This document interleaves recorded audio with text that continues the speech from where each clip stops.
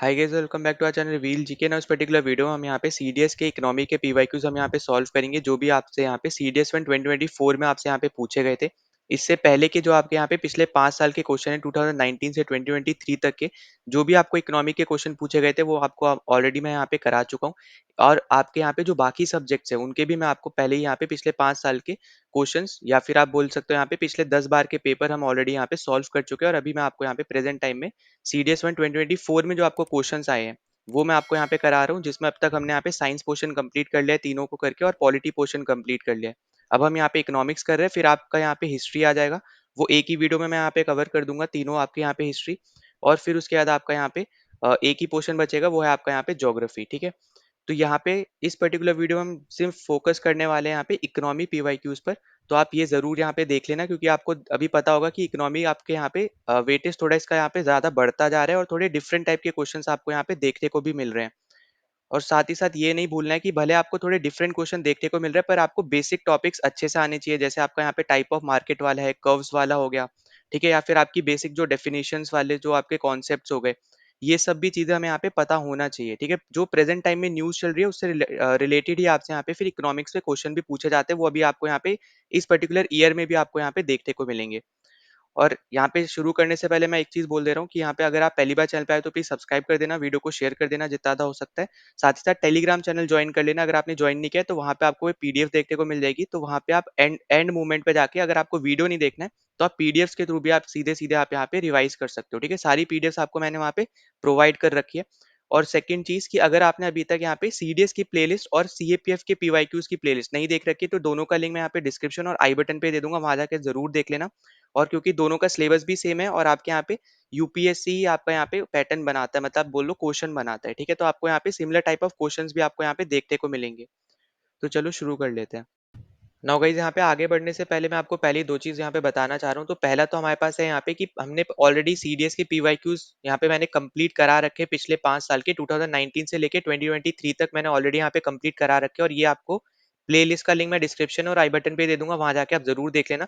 और अभी यहाँ पे मैं जिस पेपर के पीवाईक्यूज करा रहा हूँ तो इन सब के वीडियोस भी आपको इसी आपके एक ही प्लेलिस्ट में देखने को मिल जाएंगे। तो इस प्लेलिस्ट को आप सेव कर लेना, यहाँ पे जाके आप कोई भी पेपर के आप सोल्यूशंस देख सकते हो। ठीक है।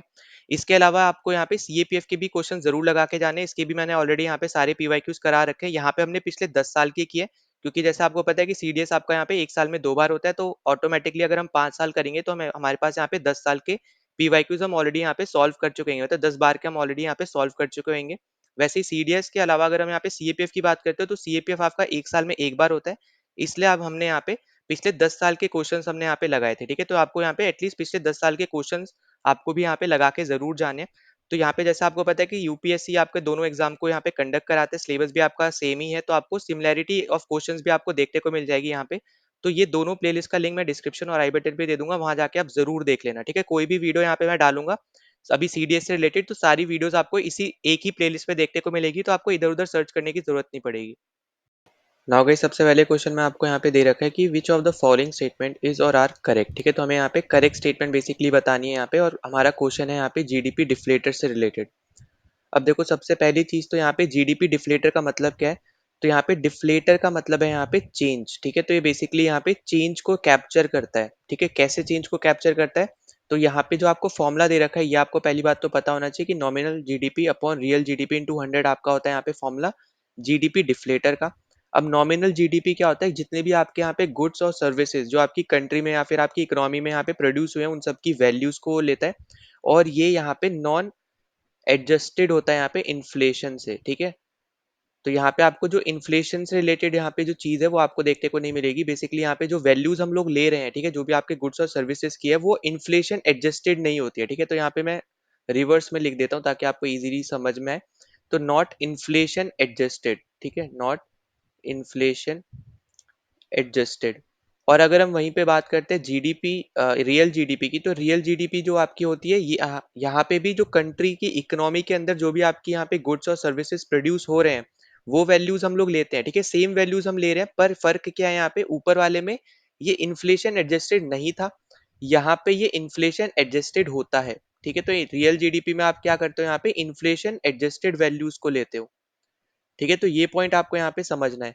तो यहाँ पे अगर आप स्टेटमेंट्स पढ़ो, ठीक है, सबसे पहले हम यहाँ पे सेकंड स्टेटमेंट जैसे हम पढ़ते हैं, तो GDP deflator can be use to measure the real GDP. तो यहाँ पे एकदम करेक्ट, अगर यहाँ पे आप फॉर्मूला चेंज कर दो, यहाँ पे आप कुछ इस तरीके से लिख दो कि real GDP is equals to, फिर आपका यहाँ पे हो गया नॉमिनल जीडीपी, और अपॉन में आ जाएगा यहाँ पे जीडीपी डिफ्लेटर, ठीक है, जीडीपी डिफ्लेटर, और इनटू 100 कर दो। तो आपको यहाँ पे क्लियरली पता चल रहा है कि आप यहाँ पे रियल जीडीपी तो निकाल सकते हो जीडीपी डिफ्लेटर के हेल्प से।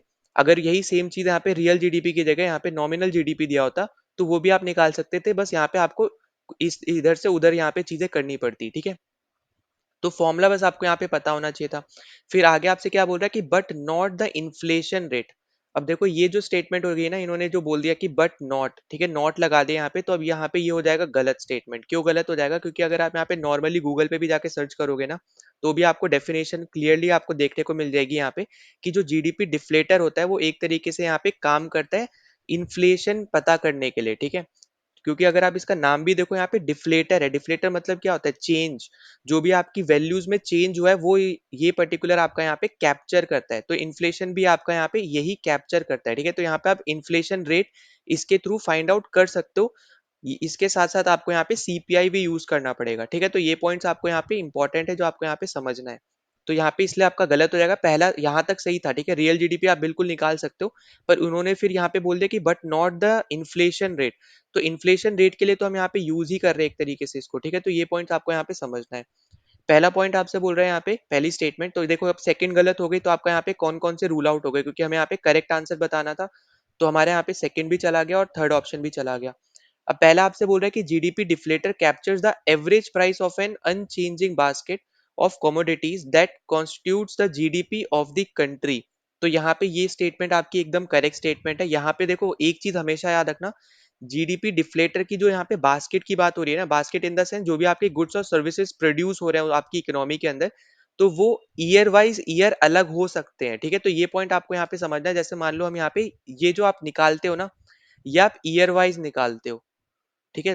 एक बेस ईयर आपने ले लिया, उसके ईयर वाइज आप यहाँ पे निकाल रहे हो। जैसे फॉर एग्जांपल मान लो हम 2023 का निकाल रहे हैं, ठीक है। अब 2023 में जो भी आपके गुड्स और सर्विसेज प्रोड्यूस हुए हैं, वो जरूरी थोड़ी है कि 2024 का जब आप यहाँ पे जीडीपी डिफ्लेटर निकालो तो वही सेम चीज आपको 2024 में भी निकालनी पड़े। ऐसा जरूरी नहीं है, ठीक है। ये पॉइंट आपको यहाँ पे समझना है कि 2023 में जो जीडीपी डिफ्लेटर में जो जो गुड्स और सर्विसेज यूज हुए हैं, ठीक है, जिनकी वैल्यूज यूज हुई हैं, वो 2024 में हो भी सकती है और नहीं भी हो सकती है। ये टोटली डिपेंड करता है कि यहाँ पे क्या बेसिकली आप बोल लो एक तरीके क्या चीजें प्रोड्यूस हुई हैं, किस पर्टिकुलर सेक्टर में आपका यहाँ पे ज्यादा फोकस था, तो उस सब चीजों के कौन से में कहाँ ज्यादा आपका इन्वेस्टमेंट आया।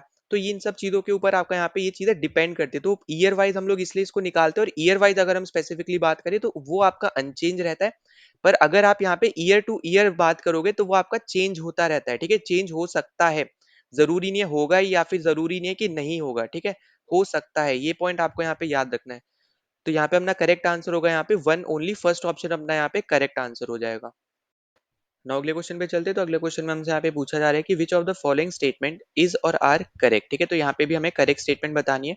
तो पहला स्टेटमेंट हमसे बोल रहा है यहाँ पे a price index captures the change in the average price of a constant basket of a commodities. तो अब देखो ये आपको डायरेक्ट डेफिनेशन दे दी और एकदम यहाँ पे करेक्ट है। प्राइस इंडेक्स ले लो या फिर कंज्यूमर प्राइस इंडेक्स ले लो, दोनों ही इंडेक्स अगर आप लेते हो तो दोनों में ही बेसिकली आप यहाँ पे चेंज को कैप्चर कर रहे हो, ठीक है।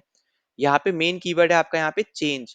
किसको कैप्चर कर रहे हो, मतलब क्यों यूज कर रहे हो? चेंज को कैप्चर करने के लिए आप यहाँ पे ये इंडेक्स यूज कर रहे हो, ताकि आपको पता चले कि एवरेज प्राइस जो चल रहा है उससे यहाँ पे प्राइस कितना ऊपर या कितना नीचे जा रहा है, ठीक है। जैसे फॉर एग्जांपल यहाँ पे आपको जैसे बास्केट ऑफ कमोडिटीज दे रखा है, तो अगर हम हर एक इंसान के रिस्पेक्ट में बात करें तो हर एक इंसान के लिए अलग चीजें उनके लिए जरूरी होंगी डे टू डे बेसिस पे या फिर मान लो मंथली बेसिस पे, ठीक है। जैसे फॉर एग्जांपल आपको हो सकता है यहाँ पे कि एप्पल्स आप यहाँ पे खाते हो, ठीक है, आप यहाँ पे सेब खा रहे हो, तो अब आप हो सकता है यहाँ पे कि अपनी कमोडिटी में उस कमोडिटी को जोड़ो। कमोडिटी मतलब यहाँ पे हो जाएगा आपका एप्पल, ठीक है। अब जैसे कोई दूसरा आपका हो गया यहाँ पे, जैसे मान लो मिल्क, तो आपका एक हो गया कमोडिटी एप्पल, एक दूसरा आपकी कमोडिटी हो गई मिल्क, जो आप यहाँ पे मंथली बेसिस पे यूज कर रहे हो अपने डे टू डे लाइफ में। तो ये दो कमोडिटीज मिलके आपकी बन जाएंगी यहाँ पे बास्केट, ठीक है। आप अपनी बास्केट में ये दोनों कमोडिटीज डालोगे, ठीक है।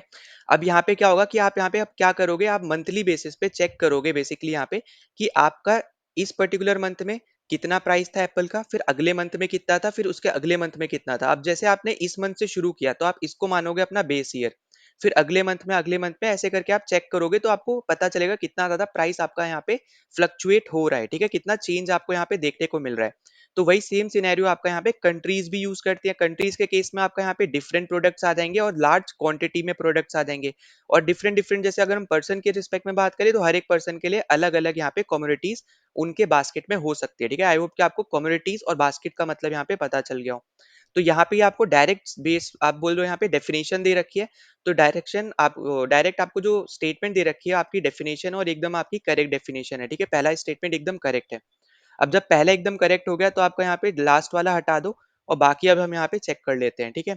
अब दूसरा आपसे बोल रहा है कि if the price index values are 100, 110 और 121 in 3 consecutive years respectively, then the inflation rate in the second and third year are 10% and 21% respectively.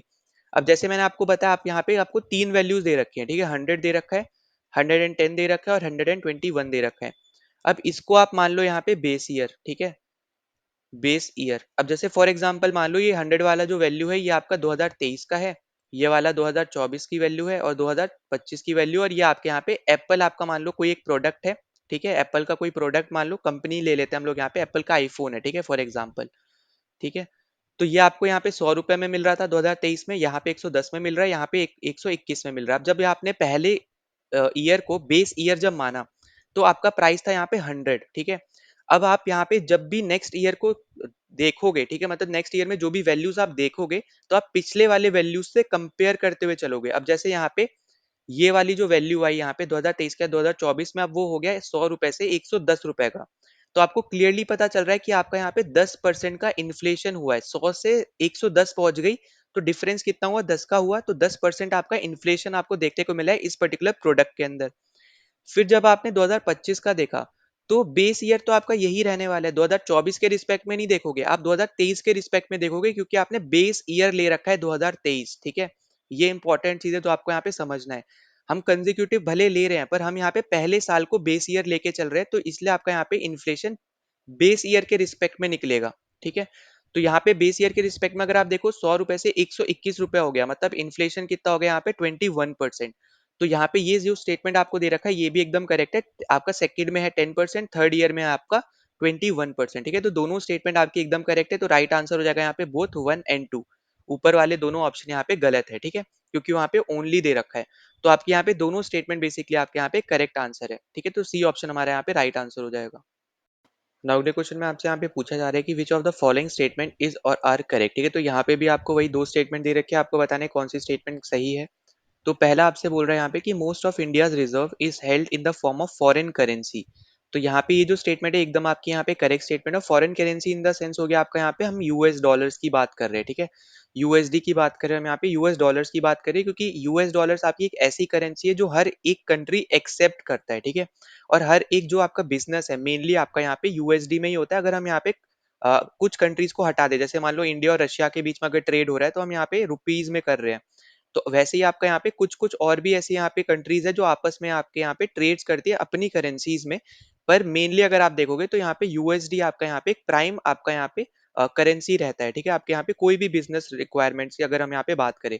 तो जो पहली स्टेटमेंट है एकदम आपकी करेक्ट है कि यहाँ पे इंडिया के पास जितने भी रिज़र्व्स हैं, अब उसमें यहाँ पे मैक्सिमम आपका यहाँ पे फॉरेन करेंसी में ही हम लोग यहाँ पे रिज़र्व रखते हैं। उसका एग्ज़ाम्पल भी आपका यहाँ पे रहेगा क्योंकि हम चाहते हैं कि हमारी करेंसी की जो वैल्यू है, वो एक पर्टिकुलर लिमिट तक रहे, ठीक है? हम नहीं चाहेंगे कि जैसे आप प्रेज़ेंट टाइम में अगर आप देखते हो तो आप देख सकते हो जैसे वेनेजुएला की करेंसी देख लो आप कितनी ज़्यादा गिर चुकी है, या फिर ईरान की करेंसी आप देख सकते हो, इराक की करेंसी आप देख सकते हो, कोलंबिया की करेंसी आप देख सकते हो।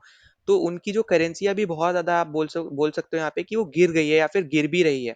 तो हमें यहाँ पे उस पर्टिकुलर सिचुएशन में ना जाके हमारे पास एक्सेप्ट यहाँ पे इतना रिजर्व एटलीस्ट हमारे पास होना चाहिए कि हम यहाँ पे अपना बिजनेस कर पाए दूसरी कंट्रीज के साथ। जैसे हम आपको जैसे पता है कि हम मैक्सिमम यहाँ पे क्रूड ऑयल वगैरह हम लोग यहाँ पे खरीदते हैं दूसरी कंट्रीज से, तो हमारे पास यूएसडी होने चाहिए, ठीक है? ताकि हमारे यहाँ पे जो गवर्नमेंट है वो यहाँ पे पेमेंट कर पाए और अपने लोगों को यहाँ पे ऑयल वगैरह यहाँ पे सप्लाई कर पाए, ठीक है? तो ये पॉइंट आपको यहाँ पे समझना है।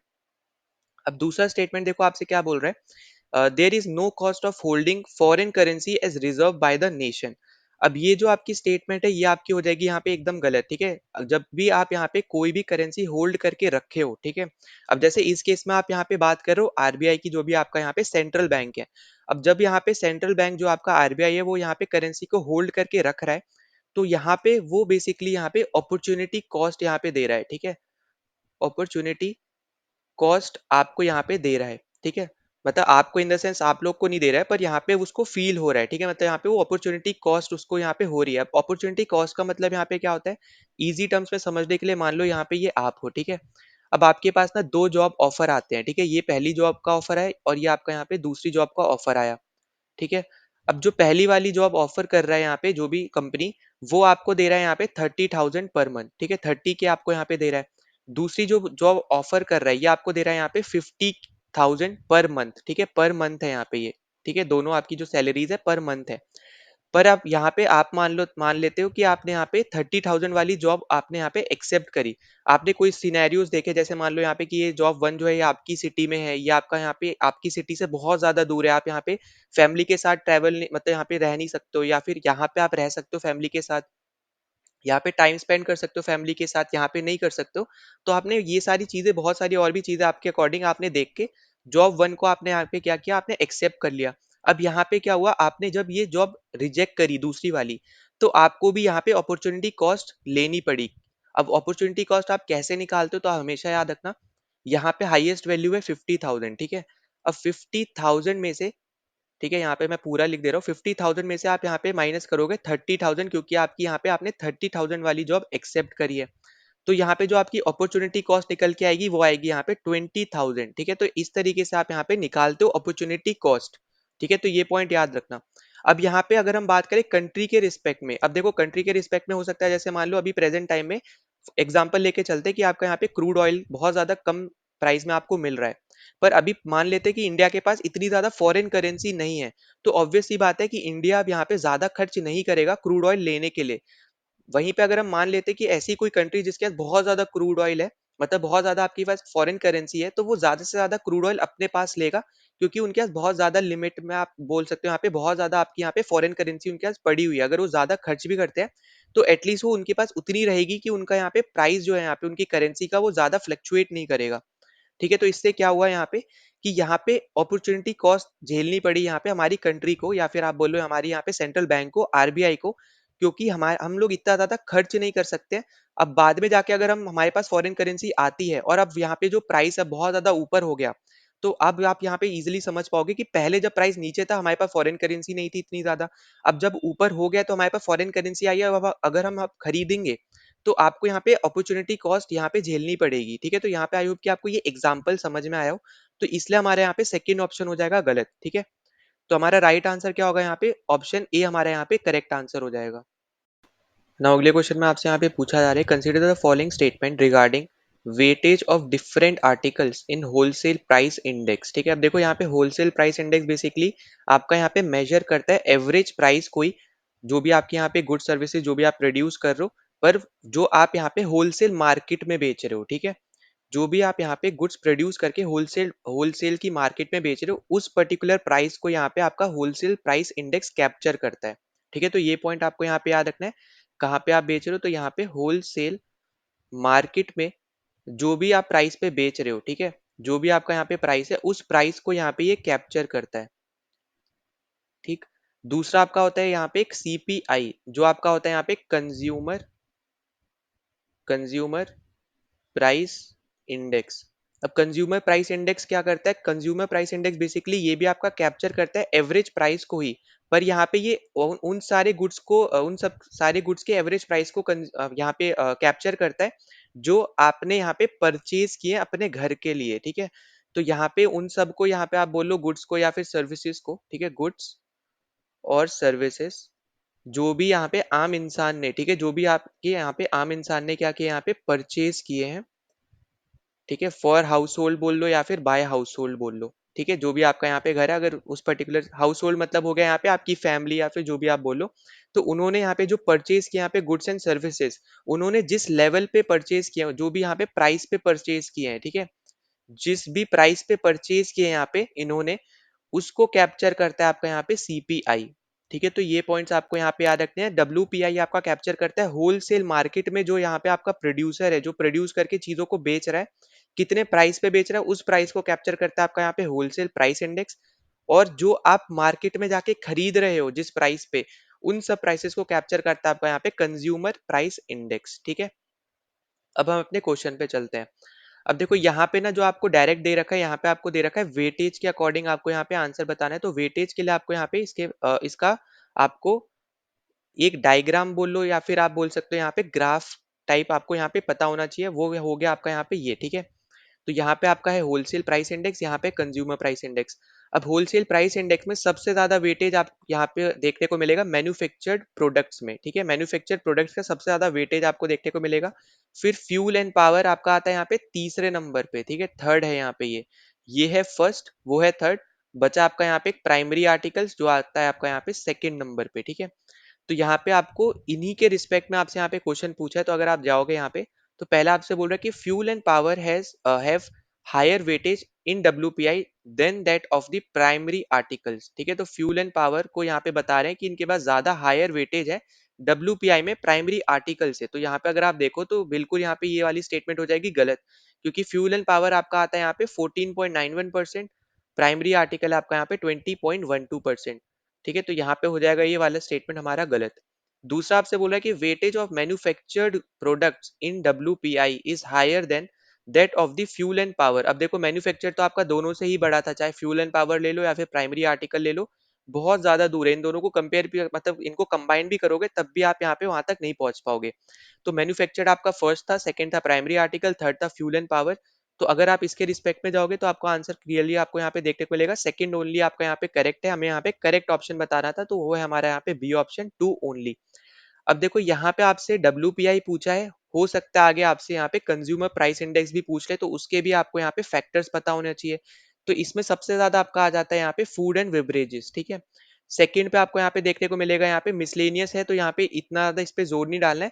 जो आपका सेकंड इंपॉर्टेंट रहेगा वो है आपका यहाँ पे हाउसिंग। ठीक है, हाउसिंग आपका रहेगा यहाँ पे 10.07%। अब यहाँ पे मिसलेनियस बस इतना याद रख लेना, अगर वो ऐसे बोलता है कि सेकंड हाईएस्ट मिसलेनियस है, तो उस केस में सही हो जाएगा ये। पर अगर यहाँ पे मिसलेनियस को भी अगर डिवाइड करके देगा, तो फिर आपको यहाँ पे इतना ज्यादा उस पे फोकस नहीं करना है। ठीक है, अगर वो आपको यहाँ पे एकदम करेक्ट आपको बोलो कि कोई फील्ड दे रहा है, जैसे हाउसिंग दे दिया, तो उस केस में हाउसिंग सेकंड नंबर पे आपको क्लियरली यहाँ पे दिख रहा है। ठीक है, उसके बाद आप यहाँ पे बाकी सारे भी आप यहाँ पे देख सकते हो। पर यहाँ पे मैं आपको ये जरूर बोलूंगा कि हाल फिलहाल में इकोनॉमिक्स से आपको नंबर से रिलेटेड ज्यादा क्वेश्चंस पूछे जा रहे हैं। ठीक है, चाहे कोई भी इंडेक्स हो गया, इंडेक्स में कोई नंबर्स, जैसे यहाँ पे आपका इंडेक्स में ये नंबर्स हो गए। ठीक है, भले यहाँ पे क्वेश्चन में एज अ नंबर आपको कुछ नहीं पूछा है यहाँ पे, पर आपको वो नंबर्स पता होने चाहिए, तभी आप यहाँ पे ये क्वेश्चन सॉल्व कर पाओगे। ठीक है, तो आपको नंबर्स भी आपको यहाँ पे पता होने चाहिए। तो यहाँ पे राइट आंसर हमें यहाँ पे पता चल रहा है इस पर्टिकुलर आपके यहाँ पे डायग्राम से, तो वो है आपका यहाँ पे B option, two only. Now अगले क्वेश्चन में आपसे यहाँ पे पूछा जा रहा है, consider the following statement regarding instruments of monetary policy. अब देखो यहाँ पे भी आपको करेक्ट स्टेटमेंट्स बतानी है। ठीक है, दो स्टेटमेंट दे रखी है, यहाँ पे भी आपको करेक्ट स्टेटमेंट बतानी है। तो पहली स्टेटमेंट आपसे बोल रहा है यहाँ पे कि standing deposit facility SDF rate was introduced in April 2022। तो यहाँ पे पहली स्टेटमेंट एकदम करेक्ट है। अब देखो पहली बात तो यहाँ पे एसडीएफ रेट होता क्या है। ठीक है, तो एसडीएफ रेट आपका एक तरीके का रेट है जहां पे आरबीआई एक्सेप्ट करती है यहाँ पे डिपॉजिट्स। ठीक है, किस टाइप के डिपॉजिट्स को वो एक्सेप्ट करती है, तो अनकोलेटराइज, ठीक है, अनकोलेटरलाइज्ड डिपॉजिट्स को आपकी आरबीआई यहाँ पे एक्सेप्ट करती है। ठीक है, आरबीआई एक्सेप्ट करती है यहाँ पे अनकोलेटराइज डिपॉजिट्स को। अनकोलेटराइज मतलब हो गया यहाँ पे, जैसे कोलेटरल क्या होता है, कोलेटरल हो गया जो आप यहाँ पे गिरवी रखते हो। तो जो चीजें आपने गिरवी नहीं रखी है उस पर्टिकुलर सिनेरियो में अगर हम बात करें, तो वो जो आपके दूसरे डिपॉजिट्स हो गए, एक डिपॉजिट हो गए जो आपने यहाँ पे जब गिरवी रखी है कोई चीज, तब आप जो यहाँ पे बैंक्स को दे रहे हो, वो वाली चीजें हो गई। एक जब आपने लोन ले रखा है पर आपने कुछ गिरवी नहीं रख रखा है, तो अब वो आप यहाँ पे उसको भरते जा रहे हो, तो उस केस में आपके यहाँ पे दूसरा आपका हो गया यहाँ पे ये वाले डिपॉजिट जो यहाँ पे हम बात कर रहे हैं। ठीक है, तो यहाँ पे आरबीआई ये वाले पर्टिकुलर डिपॉजिट्स आपके यहाँ पे लेती है ओवरनाइट बेसिस पे। मतलब क्या होता है यहाँ पे कि आपका जो एसडीएफ रेट है, ठीक है, तो एसडीएफ रेट एक तरीके का आपका यहाँ पे ये ओवरनाइट फैसिलिटी है। ठीक है, ओवरनाइट फैसिलिटी मतलब यहाँ पे क्या हो गया, तो ओवरनाइट फैसिलिटी हो गया कि जो भी आपके यहाँ पे कमर्शियल बैंक है ना, वो यहाँ पे डिपॉजिट कर सकती है अपना एक्सेस फंड, ठीक है। एक्सेस मतलब हो गया कि अगर उसके पास ज्यादा फंड है, ठीक है, अगर उसके पास ज्यादा फंड है तो वो अपना यहाँ पे ये जो फंड है, एक्स्ट्रा जो फंड है, वो अपना ये पर्टिकुलर फंड आरबीआई में यहाँ पे रख सकती है, ठीक है, डिपॉजिट कर सकती है सिर्फ एक रात के लिए। ये आपको बस समझना है, ओवरनाइट फैसिलिटी मतलब हो गया कि सिर्फ एक दिन के लिए, एक रात के लिए, ऐसा आप समझ लो। वो यहाँ पे अपना एक्सेस फंड या फिर अपना एक्स्ट्रा फंड यहाँ पे वो रख सकती है, और उसके बदले यहाँ पे आरबीआई उसको यहाँ पे इंटरेस्ट रेट देती है, ठीक है। तो ये सब पॉइंट्स है आपका यहाँ पे एसडीएफ के। अब देखो यहाँ पे सिंपल टर्म्स में वापस समझा दे रहा हूँ। एसडीएफ आपका क्या है? एसडीएफ आपका एक तरीके का रेट होता है जहां पे आरबीआई एक्सेप्ट करता है यहाँ पे अनकोलेटरलाइज्ड आपके यहाँ पे जो डिपॉजिट्स होते हैं, ठीक है। अनकोलेटरल आपको पहले बता चुका हूँ, यहाँ पे जो आप चीजें गिरवी रखते हो उसको हम बोलते हैं यहाँ पे कोलेटरल, ठीक है।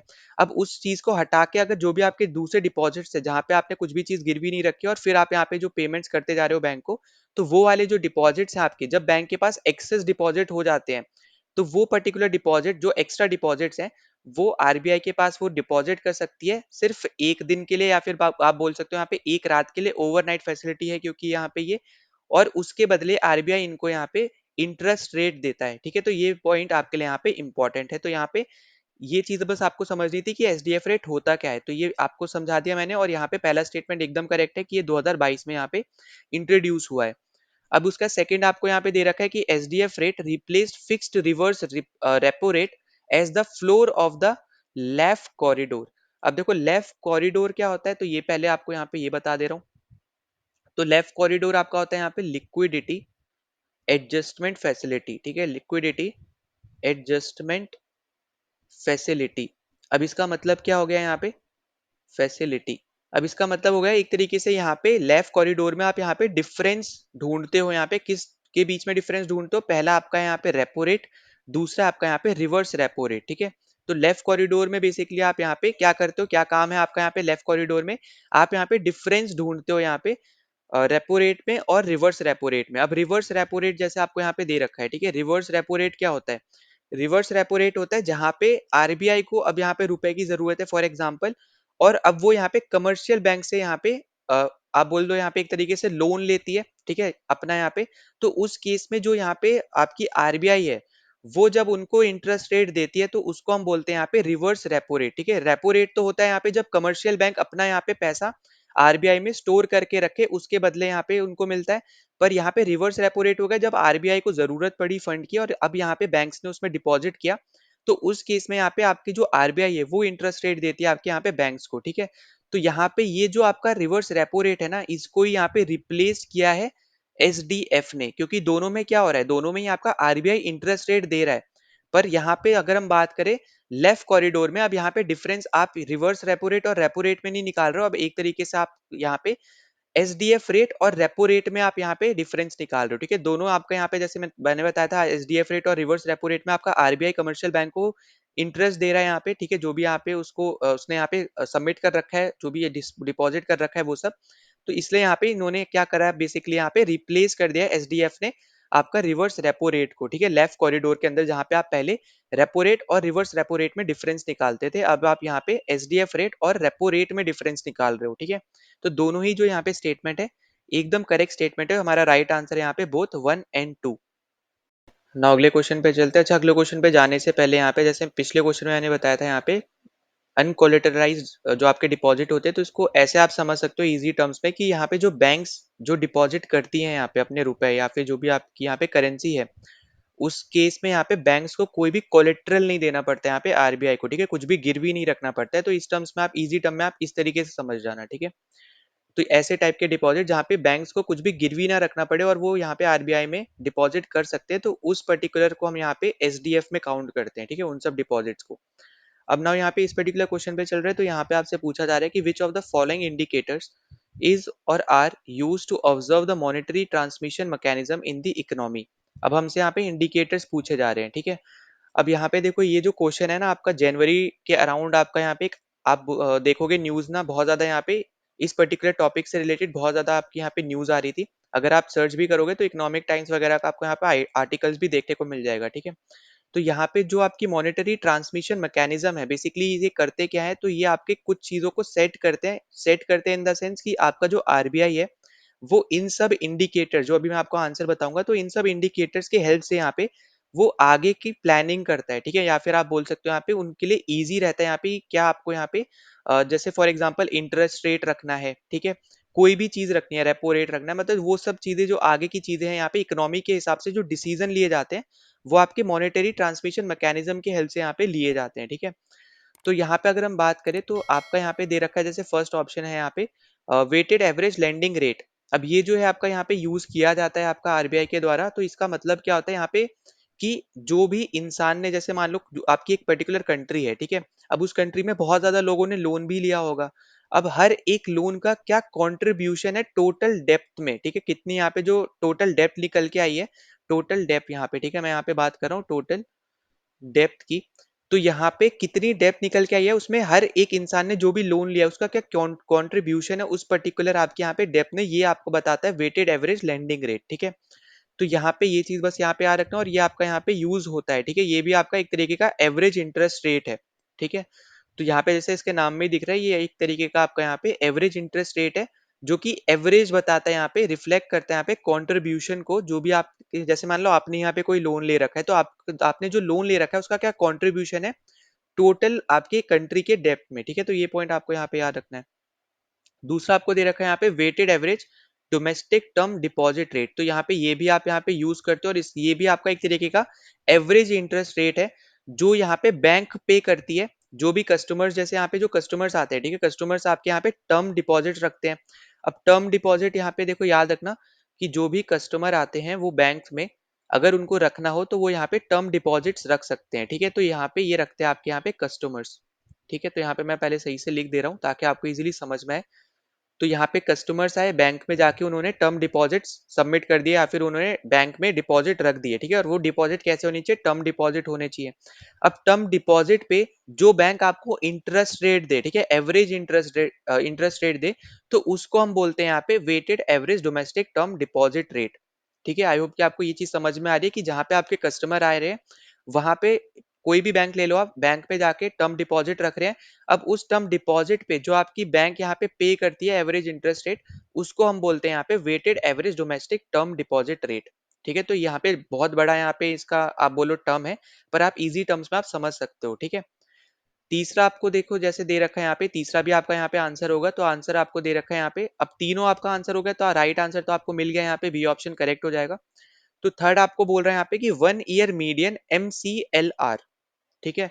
अब देखो MCLR आपका क्या होता है, तो MCLR बेसिकली ना आप ऐसे समझ लो कि यहाँ पे आरबीआई ने एक मिनिमम इंटरेस्ट रेट सेट कर रखा है, ठीक है, यहाँ पे मैं लिख भी दे रहा हूँ, ये एक तरीके से आपका मिनिमम इंटरेस्ट रेट है जो आरबीआई ने सेट कर रखा है कि बैंक इस पर्टिकुलर इंटरेस्ट रेट से नीचे इंटरेस्ट रेट पे आपको लोन नहीं दे सकते हैं, ठीक है।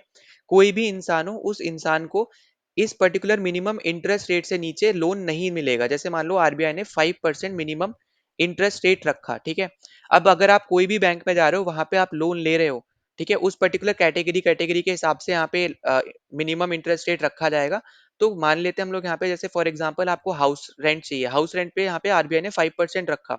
अब 5% से नीचे रेट पे आपको कोई भी बैंक हाउस लोन नहीं देगी, इससे ऊपर दे सकती है पर इससे नीचे नहीं देगी, ठीक है। तो ये पॉइंट आपको यहाँ पे याद रखना है कि मिनिमम आपका 5% है, इससे ऊपर बैंक आपको दे सकती है, मतलब यहाँ पे कोई बैंक आपको 6% पे हाउस लोन मतलब यहाँ पे देगी, ठीक है, इंटरेस्ट रेट पे, कोई आपको 7 पे दे सकती है, कोई 5.12 5 पॉइंट कुछ भी दे सकती है 5 पॉइंट पे, पर वो 5 से नीचे नहीं दे सकती, 4.99 4.999 कुछ भी नहीं, ठीक है, 5 आपका मिनिमम है। ये पॉइंट आपको यहाँ पे समझना है, ठीक है। तो ये आई होप कि आपको ये चीज समझ में आ गई हो। और MCLR का यहाँ पे मैं फुल फॉर्म भी लिख दे रहा हूँ, तो इसका फुल फॉर्म होता है यहाँ पे marginal cost of funds, marginal cost of funds based lending rate, ठीक है। अब देखो बड़ा यहाँ पे टर्म है पर इजी है समझना, ठीक है, जैसे मैंने आपको इजी टर्म्स पे समझाया कि यहाँ पे MCLR बेसिकली एक तरीके का मिनिमम इंटरेस्ट रेट है, जहाँ पे आरबीआई आपका मिनिमम इंटरेस्ट रेट सेट कर देती है, जहाँ पे आप, अब जैसे हमने 5% लिया था, अब इससे नीचे आपको यहाँ पे कोई भी लोन जो आपको मिलेगा यहाँ पे, जैसे कोई भी कैटेगरी में, जैसे हाउसिंग का हम यहाँ पे बात कर रहे थे, तो हाउसिंग में अगर 5% मिनिमम आपका यहाँ पे इंटरेस्ट रेट है, तो इससे नीचे इंटरेस्ट रेट पे कोई भी बैंक आपको लोन नहीं देगा। इससे ऊपर जरूर दे सकता है, ठीक है, 5 दे सकता है, 5 से ऊपर कितना भी दे सकता है, पर यहाँ पे मिनिमम आपका 5 सेट है, 5 से नीचे नहीं मिलेगा, ठीक है। तो हमारा राइट आंसर है यहाँ पे बी ऑप्शन 1, 2 एंड 3। और एसडीएफ आपका यहाँ पे यूज होता नहीं है, और ये हमने यहाँ पे पिछले क्वेश्चन में यहाँ पे डिस्कस कर लिया है, जो अभी मैंने आपको यहाँ पे समझाया भी था, ठीक है। ये वाला आपको यहाँ पे मैंने क्वेश्चन भी बताया था। तो यहाँ पे एल एफ जो आपका एल ए एफ जो कॉरिडोर है, वहां पे आप यहाँ पे एसडीएफ ने रिप्लेस किया एक तरीके से रिवर्स रेपो रेट। ये याद रखना है, यहाँ पे जहाँ पे आप डिफरेंस निकालते हो, रिवर्स रेपो रेट और रेपो रेट का डिफरेंस निकाल रहे थे, वहां पे रिवर्स रेपो रेट को रिप्लेस करके आप एसडीएफ आप रेट आप यहाँ पे यूज करोगे। तो अब यहाँ पे आप क्या करोगे, एसडीएफ रेट और आपका रेपो रेट के बीच में डिफरेंस निकालोगे आप यहाँ पे एल ए एफ कॉरिडोर के अंदर, ठीक है। तो ये सब हम अच्छे से यहाँ पे डिस्कस कर चुके हैं, इसलिए मैं आपको बार बार एसडीएफ नहीं बता रहा हूँ, ठीक है। तो यहाँ पे राइट आंसर अपना यहाँ पे 1, 2, 3 बी ऑप्शन।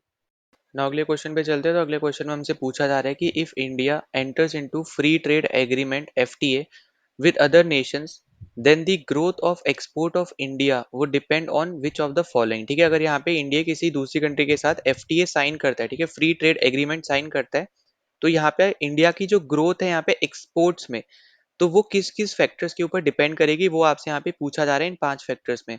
तो पहला आपको जैसे दे दिया यहाँ पे कि extent of tariff reduction. Tariff मतलब होता है यहाँ पे टैक्स, ठीक है। तो ऑब्वियस सी बात है, जब आप यहाँ पे फ्री ट्रेड एग्रीमेंट साइन करते हो ना, तो मैक्सिमम आपकी जो टैरिफ्स होते हैं, जो यहाँ पे टैक्स होते हैं, वो ऑल ऑफ आप ऐसे समझ लो कि यहाँ पे कि वो खुद ही हट जाते हैं, ठीक है। मतलब फ्री ट्रेड साइन करते ही आपके यहाँ पे वो जो जितने भी आपके टैक्सेस वगैरह हैं, वो आपके यहाँ पे मैक्सिमम टैक्सेस आप यहाँ पे बोल सकते हो, या फिर आप सारे टैक्सेस देखोगे किसी किसी आपके यहाँ पे फ्री ट्रेड एग्रीमेंट में कंट्रीज के बीच में, कि वो वैनिश हो जाते हैं, ठीक है। तो आपका यहाँ पे पहला तो एकदम करेक्ट है यहाँ पे। फिर दूसरा आपसे बोल रहा है कि extent of relaxation in terms of the rules of origin. तो यहाँ पे ये भी एकदम करेक्ट हो जाएगा कि यहाँ पे ओरिजिन के ऊपर बेस्ड यहाँ पे कोई भी क्वेश्चन नहीं होगा कि यहाँ पे ये इस कंट्री में बना था पर यहाँ पे बेस्ड दूसरी कंट्री रही है, तो उसके ऊपर कोई यहाँ पे फर्क नहीं आएगा अगर यहाँ पे फ्री ट्रेड एग्रीमेंट साइन कर लेते हो तो, ठीक है। तो यहाँ पे इस पर्टिकुलर चीज से आपका यहाँ पे एक्सपोर्ट बढ़ना ही है। जैसे फॉर एग्जाम्पल अगर आप प्रेजेंट की बात करो, तो इंडिया जैसे रशिया से ऑयल खरीदता है, ठीक है। फिर उसको यहाँ पे आप बोल सकते हैं यहाँ पे एक तरीके से उस पे काम करके आपका यहाँ पे आगे यूरोप को बेचता है, ठीक है। तो पर यहाँ पे यूरोप की यहाँ पे जो यूरोपियन यूनियन है, उसके क्लॉजेज अगर हम देखते हैं, तो उसके एक क्लॉज में यहाँ पे क्लियर लिखा है कि यहाँ पे सेकंड जो आपका यहाँ पे कंट्री है, ठीक है, उस वो जो है वो पर्टिकुलर प्रोडक्ट आपका यहाँ पे बेच सकती है यहाँ पे यूरोपियन यूनियन में। भले यहाँ पे यूरोपियन यूनियन और पहली जो कंट्री है उसके बीच में अगर कोई भी ऐसी सीक्वेंसेस, मतलब कोई भी कॉन्सिक्वेंसेस वगैरह आपसे खराब चल रहे हैं, खराब रिलेशन वगैरह है, तो उससे इनको कोई फर्क नहीं पड़ेगा। यहाँ पे जो भी कंट्री उस पहली कंट्री से कोई भी सामान खरीद रही है, उस पे काम करके फिर वो आगे जाके यूरोपियन यूनियन को बेच रही है, तो उससे उसको कोई दिक्कत नहीं है, ठीक है। तो इस तरीके से यहाँ पे एक्सपोर्ट इंडिया का भी बढ़ रहा है, अगर हम यहाँ पे ऑयल का सिनेरियो अगर हम यहाँ पे लेते हैं तो, ठीक है। तो ये चीज आपको यहाँ पे याद रखनी है। तीसरा आपसे बोल रहा है कि extent of relaxation in sanitary and phyto sanitary measures. अब देखो ये भी आपका एकदम करेक्ट हो जाएगा। अब यहाँ पे अगर आप ये आपके ऐसे रूल्स एंड रेगुलेशंस होती है जो यहाँ पे गवर्नमेंट लगाती है कि यहाँ पे जो उनकी कंट्री के लोग हैं, क्या वो सही खाना वगैरह यहाँ पे उनको मिल रहा है, या फिर खा रहे हैं या फिर नहीं खा रहे, ठीक है। कोई फूड में कोई खराबी तो नहीं है। ये सारे रूल्स बेसिकली आपके इस पर्टिकुलर चीज के अंदर आते हैं। अगर यहाँ पे रिलैक्सेशन मिलता है, तो ऑब्वियस सी बात है और ज्यादा ग्रोथ यहाँ पे बढ़ेगी, ठीक है। अब हम यहाँ पे ग्रोथ के रिस्पेक्ट में बात कर रहे हैं, ठीक है। तो उस केस में आपका थर्ड स्टेटमेंट करेक्ट हो जाएगा। फोर्थ आपसे बोल रहा है कि level of infrastructure in India. तो यहाँ पे ये भी एकदम करेक्ट है कि अगर आपके यहाँ पे इंडिया में बहुत ज्यादा कंपनीज है, उनके पास खुद का इंफ्रास्ट्रक्चर है, जहाँ पे उनके पास खुद की बोल सकते हो यहाँ पे फैक्ट्रीज वगैरह है, तो जितना ज्यादा मैन्युफैक्चरिंग फैसिलिटीज उनके पास होंगी, उतना ज्यादा वो यहाँ पे प्रोड्यूस कर पाएंगे और उतना ज्यादा यहाँ पे वो एक्सपोर्ट कर पाएंगे। तो ऑब्वियस सी बात है, फोर्थ तो आपका यहाँ पे करेक्ट होना है। फिफ्थ आपसे बोल रहा है कि income in nation with which India enters into FTA. तो यहाँ पे ये भी एकदम करेक्ट है आपका यहाँ पे कि अब मान लो यहाँ पे कि कोई एक ऐसा नेशन है जहाँ पे इतनी ज्यादा इनकम नहीं है लोगों की, ठीक है। अब जब इतनी ज्यादा इनकम नहीं है, तो वहां पे एक्सपोर्ट नहीं बढ़ेगा इतना ज्यादा इंडिया का, क्योंकि ऑब्वियस सी बात है, कोई भी चीज अगर आप कोई दूसरी कंट्री से एक्सपोर्ट कर रहे हो, तो वो आपके कंट्री में महंगी मिलेगी, है ना। तो ये भी चीज आपको यहाँ पे समझनी है। तो ग्रोथ जो होती है आपकी एक्सपोर्ट की, वो उस कंट्री के लोगों की इनकम के ऊपर भी डिपेंड करेगी, ठीक है। तो यहाँ पे पांचों ऑप्शन जो है एकदम करेक्ट है, तो हमारा राइट आंसर होगा यहाँ पे डी ऑप्शन। अब यहाँ पे थर्ड जो ऑप्शन है, ठीक है, अगर हम ग्रोथ के रिस्पेक्ट में बात करें तो एकदम करेक्ट आंसर आएगा। पर यहाँ पे दो ऑप्शन में आपको यहाँ पे कंफ्यूज हो सकते हो आप, बी ऑप्शन और एक आपका है डी ऑप्शन, ठीक है। तो यहाँ पे थर्ड ऑप्शन आपको थोड़ा कंफ्यूज कर सकता है, पर हम यहाँ पे ग्रोथ के रिस्पेक्ट में क्योंकि बात हो रही है, इंडिया के ग्रोथ के रिस्पेक्ट में बात हो रही है, कोई दूसरे कंट्री के रिस्पेक्ट में बात नहीं हो रही है, तो इसलिए हमारे यहाँ पे फोर्थ ऑप्शन करेक्ट हो जाएगा। यहाँ पे पांचों स्टेटमेंट हमारे यहाँ पे करेक्ट है, ठीक है। तो हमारा राइट आंसर है यहाँ पे डी ऑप्शन। नाउ अगले क्वेश्चन में आपसे यहाँ पे पूछ रखा है कि which of the following statement about Marrakesh partnership is or are correct. अब देखो माराकेश की जब हम बात कर रहे हैं तो ये आपको यहाँ पे नाम से पता चलना चाहिए, क्योंकि ये एक आपकी सिटी का नाम है, ठीक है। ये कहाँ पे आपको देखने को मिलेगा, कौन सी कंट्री के अंदर, तो वो है आपके यहाँ पे मोरक्को, ठीक है। मोरक्को के अंदर आपकी यहाँ पे एक सिटी है माराकेश, तो वहां पे आपका ये पर्टिकुलर आप बोल सकते हैं यहाँ पे ये इवेंट हुआ है, ठीक है। मोरक्को पार्टनरशिप आप बोल लो या माराकेश पार्टनरशिप आप बोल लो, ठीक है। अब यहाँ पे दूसरा पॉइंट याद रखना कि इसको कंफ्यूज मत करना मोरक्को की कैपिटल से, ठीक है। ये आपकी मोरक्को की कैपिटल नहीं है, क्योंकि जनरली आपकी जो मीटिंग्स वगैरह होती हैं वो कैपिटल सिटीज में ज्यादा होती हैं, ठीक है। जब भी आप यहाँ पे देखोगे कॉप की आपकी हो गई या फिर कोई भी यहाँ पे मेजर जो है आपकी इवेंट होता है वो कैपिटल्स में ज्यादा होता है।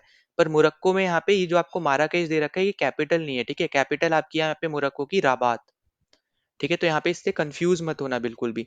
अब दूसरा पॉइंट याद रखना कि यहाँ पे ये वैसे आपका हुआ था 2016 में, ठीक है। ये वाला वैसे तो आपका हुआ है यहाँ पे 2016 में, पर ये न्यूज में आया था कॉप 28 की वजह से। तो कॉप 28 जो आपकी यूएई में हुई थी, जिसके ऊपर मैं पहले भी आपको यहाँ पे बता रखा है, तो कॉप 28 आपकी हुई थी यहाँ पे यूएई, ठीक है, दुबई में। तो इसकी वजह से यहाँ पे कॉप 28 की वजह से आपका यहाँ पे माराकेश पार्टनरशिप आपकी बहुत ज्यादा न्यूज में आई थी। इसीलिए आपसे इसके ऊपर क्वेश्चन पूछा है, भले आपका ये 2016 में हुआ है, ठीक है। तो यहाँ पे ये मत समझना है ये पुरानी न्यूज, पर क्योंकि ये न्यूज में आई है इसलिए आपसे यहाँ से क्वेश्चन पूछा गया है। अब बाकी देखो 29 आपको पता है यहाँ पे बाकू में हो रही है, ठीक है। बाकू कहाँ है, अजरबैजान में। फिर 30 वाली आपकी यहाँ पे ब्राजील में हो रही है, ठीक है। ये सब आपको पता होना चाहिए। और 28 जो 2028 की जो यहाँ पे कॉप है, कॉप 33 जो बनेगा आपका, वो बेसिकली यहाँ पे इंडिया ने बिड किया है, ठीक है। तो बस इतना सा आपको यहाँ पे याद रख लेना है, बिड किया है या फिर बिड करने वाले जो भी आप यहाँ पे देख लो। पर यहाँ पे 33 बस इस तरीके से आपको यहाँ पे याद रख लेना है, ठीक है, ईयर के साथ। तो 28 आप इस तरीके से भी याद रख सकते हो कि आपका ओलंपिक्स होने वाला है, ठीक है, आपका यहाँ पे यूएसए लॉस एंजलिस वगैरह में, तो इस तरीके से भी आप यहाँ पे याद रख सकते हो। नेक्स्ट चीज आप याद रखना है यहाँ पे कि ये जो आपका माराकेश पार्टनरशिप है ना, ये बेसिकली कंट्रीज के बीच की पार्टनरशिप है। और सिर्फ कंट्रीज के बीच की नहीं है, कंट्रीज के साथ आपके जैसे इन्वेस्टर्स हो गए या फिर कोई भी आपका बिजनेसेस वगैरह हो गए, तो उन सब के बीच की पार्टनरशिप है यहाँ पे ये, ठीक है। और ये आपकी रिलेट करती है क्लाइमेट चेंज से रिलेटेड, ठीक है। तो यहाँ पे ये जो आपकी पार्टनरशिप है ये बेसिकली यहाँ पे क्लाइमेट से रिलेटेड है, ठीक है। क्लाइमेट के लिए क्या एक्शन लेने चाहिए ताकि ज्यादा क्लाइमेट चेंज ना हो, जो भी आप यहाँ पे समझ हो। तो ये आपका ग्लोबल क्लाइमेट चेंज से रिलेटेड आपकी यहाँ पे ये पार्टनरशिप है, जो कि कंट्रीज के बीच में भी है, साथ ही साथ बिजनेसेस हो गए, कोई भी आपका यहाँ पे जो दूसरा मान लो इन्वेस्टर्स हो गए, ठीक है, वो सब के साथ आप यहाँ पे ये सब लोग आपको पार्टनरशिप में यहाँ पे देखने को मिलेंगे। तो पहला जैसे आपको दे रखा है कि it is an intergovernmental partnership for global climate action, तो यहाँ पे एकदम करेक्ट यहाँ पे जैसे आपको मैंने अभी बता दिया है। दूसरा आपसे बोला है कि it is not only an intergovernmental partnership for global climate action but also a collaboration between governments and other stakeholders like cities, businesses and investors. तो यहाँ पे ये भी एकदम करेक्ट है, दोनों मैंने आपको यहाँ पे ऑलरेडी बता दिए हैं, ठीक है। और तीसरा जो आपको दे रखा है ये भी बेसिकली आपका एकदम करेक्ट है। तो जो आपका यहाँ पे सस्टेनेबल डेवलपमेंट का जो एजेंडा है, ठीक है, 2030 वाला, उससे आपका यहाँ पे मराकेश पार्टनरशिप आपका लिंक करता है, ठीक है। तो ये पॉइंट भी आपको यहाँ पे याद रख लेना है। अब तो भले चाहे आपसे यहाँ पे ये पूछेंगे नहीं, पर यहाँ पे जो अभी प्रेजेंट टाइम में न्यूज चल रही है ना, और कोई भी टॉपिक आपका जो न्यूज में आता है वो आपको जरूर पढ़ के जाना है, क्योंकि आपको यहाँ पे क्लियरली दिख रहा है कि हुआ ये 2016 में था, पर क्योंकि ये न्यूज में आया 2000 जो आपका यहाँ पे पिछले साल जो कॉप 28 हुआ है, ठीक है, दिसंबर के आसपास आपका यहाँ पे नवंबर दिसंबर में, तो उसकी वजह से आपका यहाँ पे न्यूज में आया और इसलिए आपको यहाँ पे क्वेश्चन देखने को मिल रहा है। तो यहाँ पे राइट आंसर हो जाएगा यहाँ पे सी ऑप्शन 1, 2 एंड 3, ठीक है। तो तीनों ही आपकी स्टेटमेंट्स एकदम करेक्ट स्टेटमेंट्स है। ना अगले क्वेश्चन पे चलते हैं। तो अगला क्वेश्चन आपको यहाँ पे जीएसटी से रिलेटेड पूछ रखा है, पूछा है आपसे कि कौन सी स्टेटमेंट गलत है, ठीक है, नॉट करेक्ट पूछा है, ये आपको यहाँ पे इस पे ध्यान देना है, ठीक है।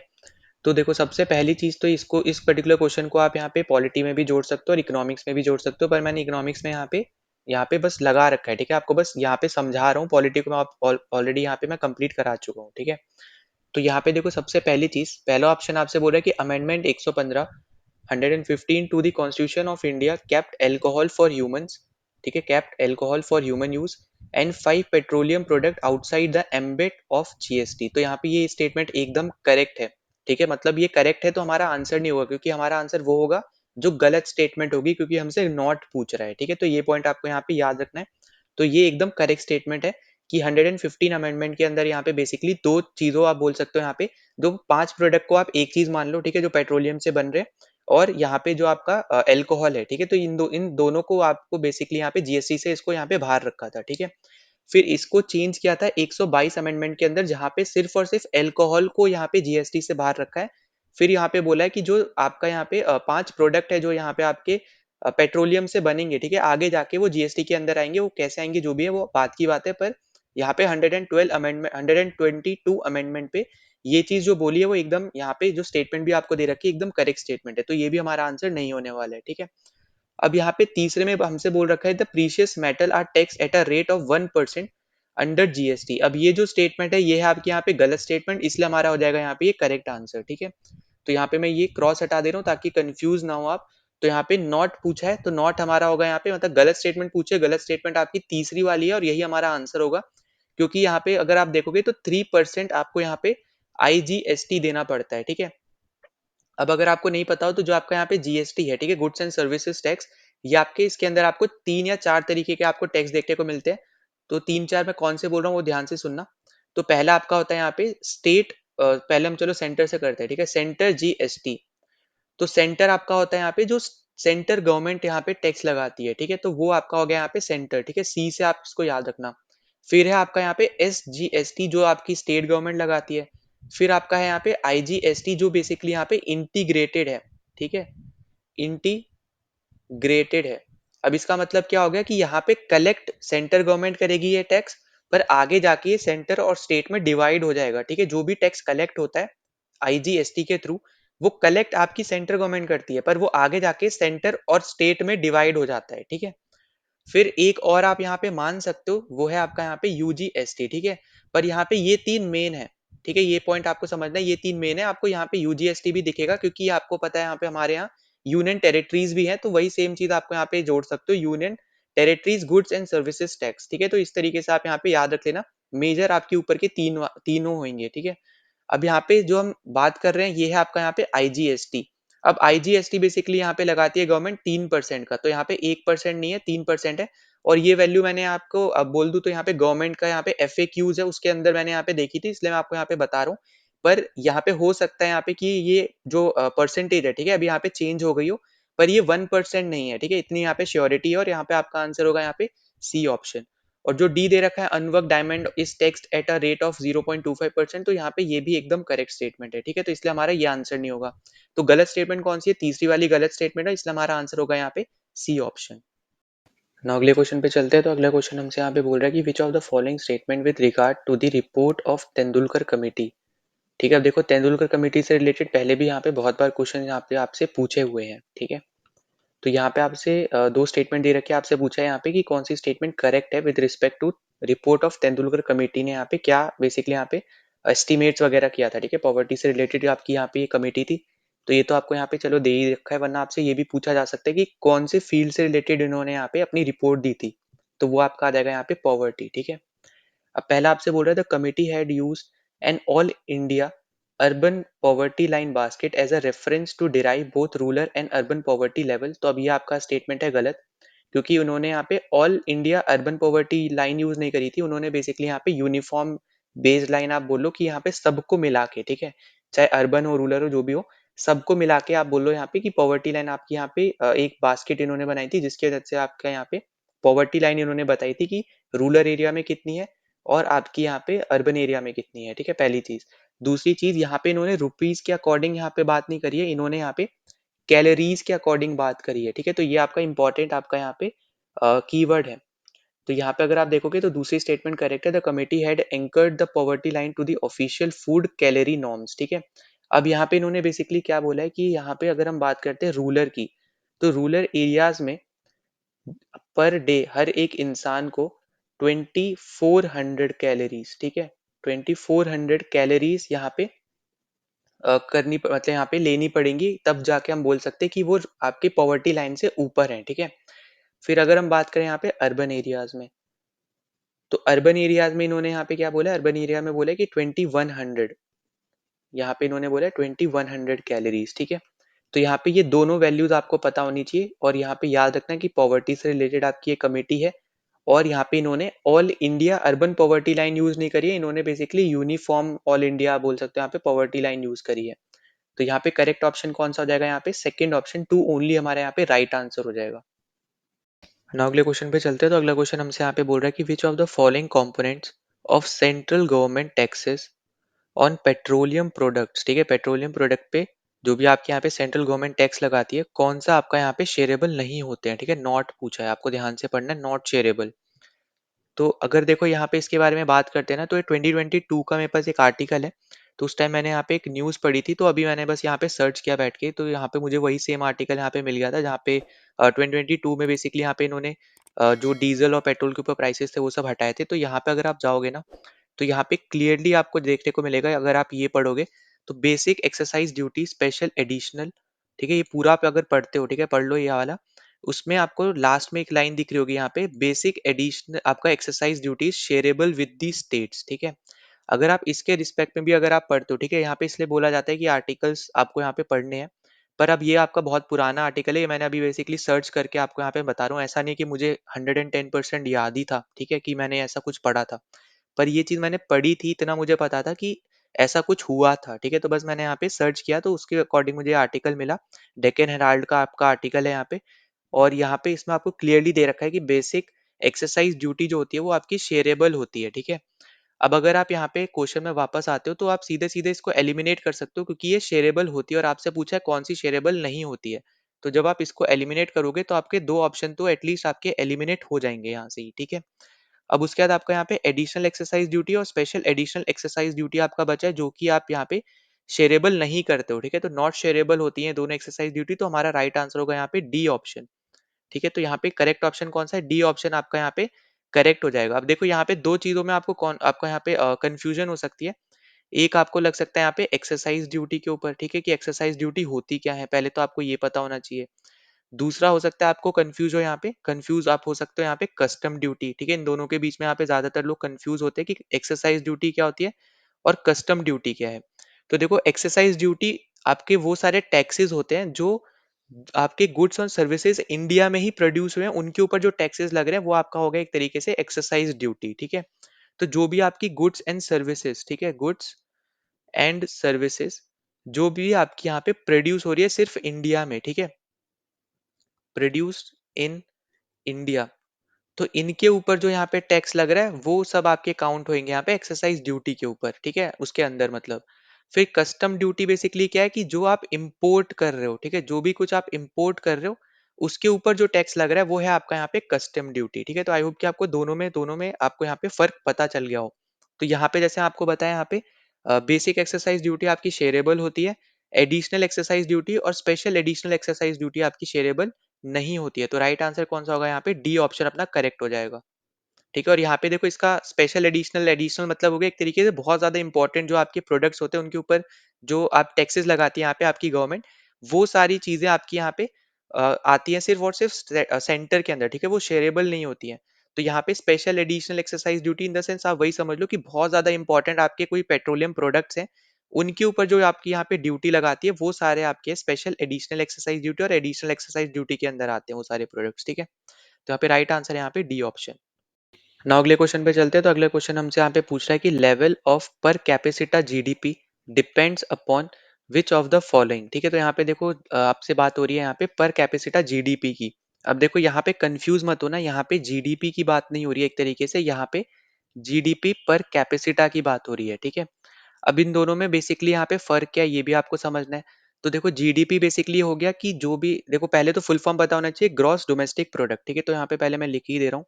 तो पहले तो फुल फॉर्म पता हो आपको, ग्रॉस डोमेस्टिक प्रोडक्ट। अब जैसे आपको यहाँ पे नाम से ही पता चल रहा है ग्रॉस डोमेस्टिक डोमेस्टिक प्रोडक्ट, इसका मतलब यहाँ पे क्या हो गया, आपके जो भी गुड्स एंड सर्विसेज हैं जो आपकी यहाँ पे कंट्री में ही प्रोड्यूस हो रही हैं, ठीक है, उनको यहाँ पे ये चीज आप बोल लो यहाँ पे जो भी आपकी इनकम इनके थ्रू अर्न हुई है, उनको हम उस पर्टिकुलर चीज को हम बोलते हैं यहाँ पे जीडीपी, ठीक है। मतलब इन द सिंपल सेंस आप ऐसे समझ लो, कोई भी आपकी गुड्स एंड सर्विसेज है जितनी भी आपने यहाँ पे प्रोड्यूस की, उसके रिस्पॉन्स में आपको जो भी आपकी अर्निंग हुई, ठीक है, जो भी आपकी इनकम हुई, तो हर एक इंसान ने कुछ ना कुछ गुड्स और सर्विसेज प्रोड्यूस करी होंगी, हर एक इंसान की कुछ ना कुछ आपकी इनकम हुई होगी, उन्होंने कुछ ना कुछ यहाँ पे इनकम अर्न करी होगी, तो हर एक इंसान की जो भी आपके कंट्री में है, उन सब की इनकम को मिला के जो इनकम बेसिकली यहाँ पे आती है उस पर्टिकुलर प्रोडक्शन से, ठीक है, गुड्स एंड सर्विसेज के, उसको हम यहाँ पे बोलते हैं ग्रॉस डोमेस्टिक प्रोडक्ट, ठीक है, पहली चीज। दूसरा है आपके पास जीडीपी पर कैपिसिटा। अब इसका मतलब होता है यहाँ पे कि आपको मिल गया, एक तो हो गया आपका जीडीपी, जब इसको आप डिवाइड कर देते हो टोटल पॉपुलेशन से, ठीक है, जब इसको आप डिवाइड कर देते हो टोटल पॉपुलेशन से, तब आपको मिलता है यहाँ पे जीडीपी पर कैपिसिटा। अब इसका मतलब क्या है यहाँ पे कि जो भी आपकी कंट्री की जीडीपी है, जब उसको आप टोटल पॉपुलेशन से डिवाइड करोगे, तो ये आपको बेसिकली बताता है कि एक इंसान के पास कितने जो भी आपके यहाँ पे रुपये हैं, ठीक है, रुपए में बोल लो या यूएसडी में आप कैलकुलेट कर लो, तो अराउंड यहाँ पे 2500 यूएस डॉलर टू 3000 के आसपास आपको यूएस डॉलर के बीच में आपके यहाँ पे इंडिया की जीडीपी पर कैपिसिटा है, ठीक है। अब इसका मतलब क्या होगा कि एक इंसान इतना कमा रहा है एक तरीके से, ठीक है, उसकी इतनी अर्निंग है। अगर हम कंप्लीट देखते हैं, वैसे तो अगर आप देखोगे तो बहुत बड़ा फर्क है, क्योंकि रिच वाले एकदम अलग लेवल पे हैं, मीडियम वाले आप समझ लो थोड़े बीच में ऐसे ही घूम रहे हैं, ठीक है, और जो एकदम पुअर है, उनको यहाँ पे गवर्नमेंट की सब्सिडीज वगैरह मिलती हैं, ठीक है। तो आप यहाँ पे देखोगे तो बहुत ज्यादा फर्क वैसे आपको दिखेगा, पर अगर आप यहाँ पे जीडीपी पर कैपेसिटा के हिसाब से देखने जाओगे, तो उस केस में यहाँ पे आपको दिखेगा कि यहाँ पे 2400 से 2500 से लेके 3000 3000 के बीच में आपको यहाँ पे यूएस डॉलर्स आपका हर एक इंसान इंडिया का यहाँ पे कमा रहा है, ठीक है। ये आपको बताते हैं जीडीपी पर कैपेसिटा। तो यहाँ पे जो आपको तीनों दे रखे हैं ना, proportion of population in the working age, फिर आपका यहाँ पे वर्क पार्टिसिपेशन रेट, फिर आपका फॉर वर्कर प्रोडक्टिविटी, ठीक है, पर वर्कर प्रोडक्टिविटी, ये तीनों बेसिकली आपके यहाँ पे इंपॉर्टेंट फैक्टर्स है जीडीपी पर कैपेसिटा के, ठीक है। अब अगर आपकी पर वर्कर प्रोडक्टिविटी ज्यादा नहीं होगी, तो यहाँ पे अर्निंग ज्यादा नहीं होगी, ऑब्वियस सी बात है, तो उस केस में सीधे सीधे आपको क्लियरली दिखेगा कि ये डायरेक्टली प्रोपोर्शनल है एक तरीके से। फिर वर्क पार्टिसिपेशन रेट, मतलब यहाँ पे अगर ज्यादा लोग काम कर रहे हैं, ज्यादा अर्निंग आप जल्दी कमा पाओगे, जल्दी कर पाओगे काम, जो भी आप समझ लो। तो इस तरीके से आपका यहाँ पे जीडीपी पर कैपिटा इसके ऊपर भी आपका डिपेंड करेगा, ठीक है। फिर साथ में आपका यहाँ पे वर्किंग एज कौन कितनी है, ठीक है, मतलब जैसे फॉर एग्जाम्पल अगर हम इंडिया की बात करें, तो इंडिया में ज्यादा आपके यहाँ पे एडल्ट हैं, ठीक है।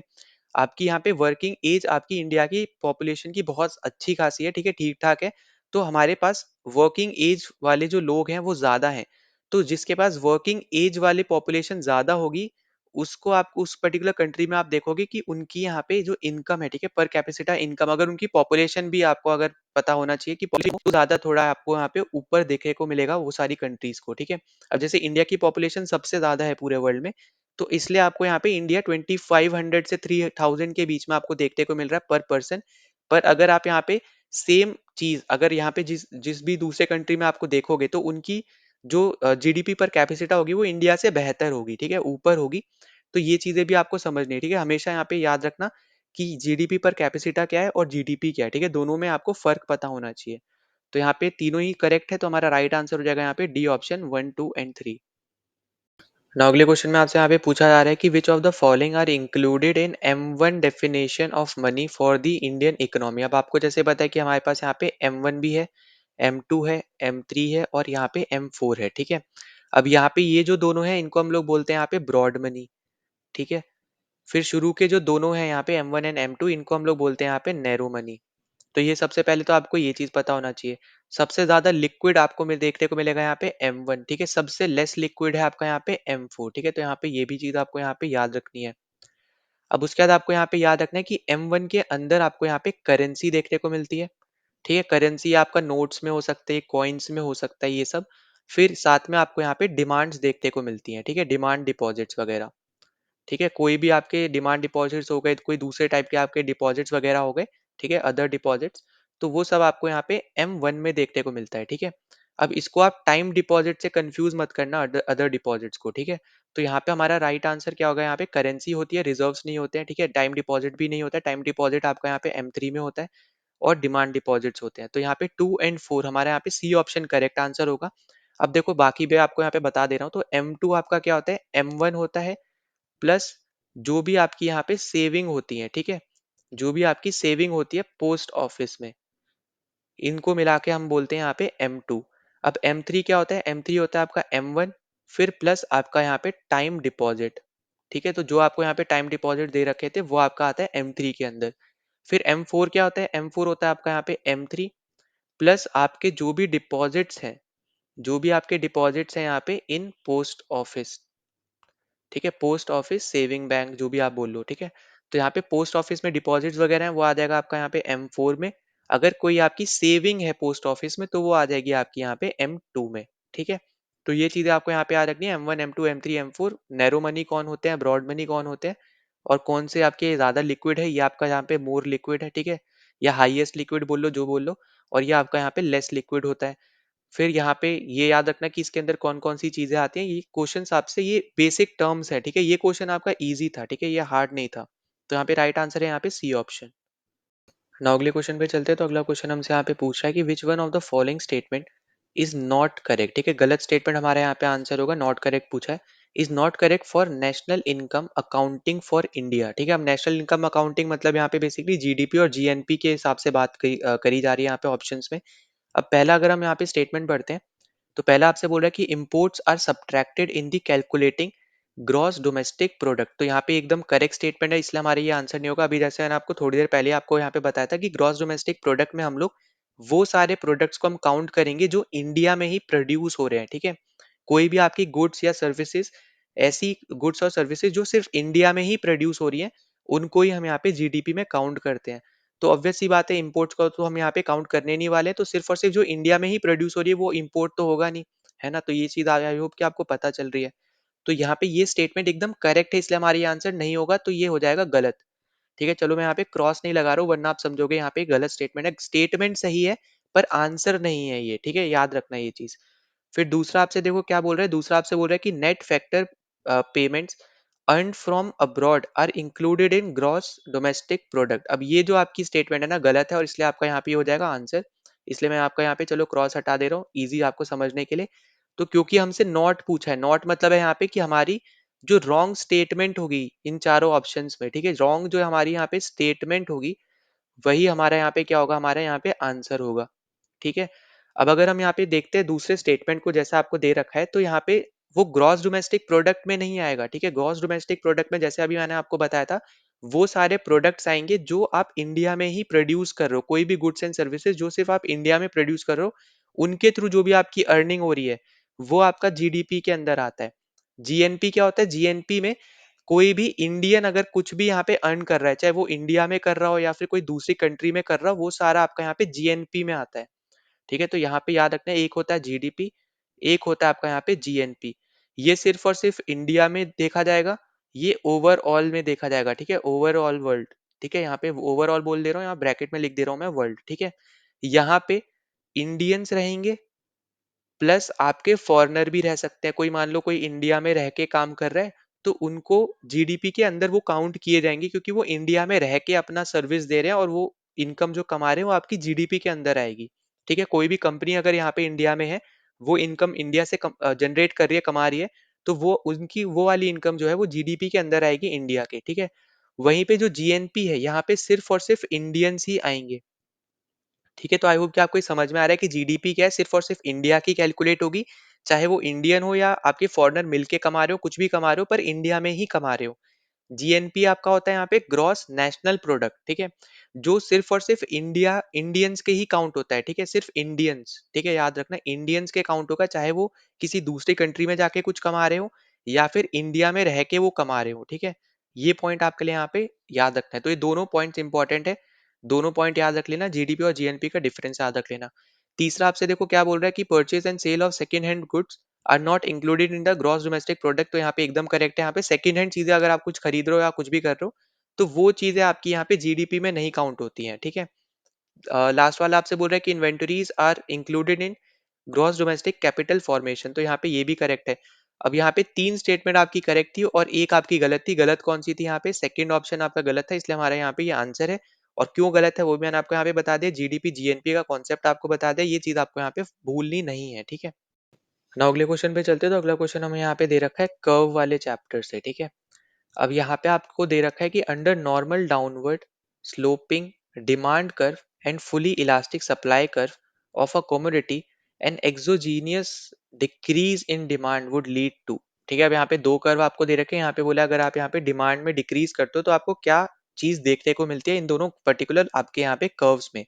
अब अगर आप ध्यान से देखो तो दो कर्व आपको दे रखे हैं, साथ ही साथ ऑप्शन में भी अगर आप देखोगे ना तो दो चीज अलग अलग दे रखी हैं। एक आपको प्राइस दे रखा है, एक आपको क्वांटिटी दे रखा है। तो यहाँ पे हमें ऑप्शंस भी ध्यान से पढ़ने हैं, ठीक है? एक ही चीज़ नहीं हो रही है यहाँ पे, इंक्रीज़ डिक्रीज़ हो रहा होगा भले सेम, ठीक है? पर यहाँ पे इम्पोर्टेंट है आपका यहाँ पे कि किस फैक्टर पे इंक्रीज़ डिक्रीज़ हो रहा है, ठीक है? तो एक है आपका यहाँ पे प्राइस और दूसरा आपका यहाँ पे क्वांटिटी। अब सबसे पहला आपको यहाँ पे जो कर्व दे रखा है normal downward sloping demand curve, तो वो आपका कुछ इस तरीके से बनता है कि जहाँ पे इधर आपका आएगा यहाँ पे प्राइस, ठीक है? यहाँ पे हम ले रहे हैं P1 और ये आपका मान लो P2 और इधर आपका आता है यहाँ पे क्वांटिटी, ठीक है? तो इधर हम मान लेते हैं हम ले रहे हैं Q1 और इधर हो जाएगा Q2 समथिंग, ठीक है?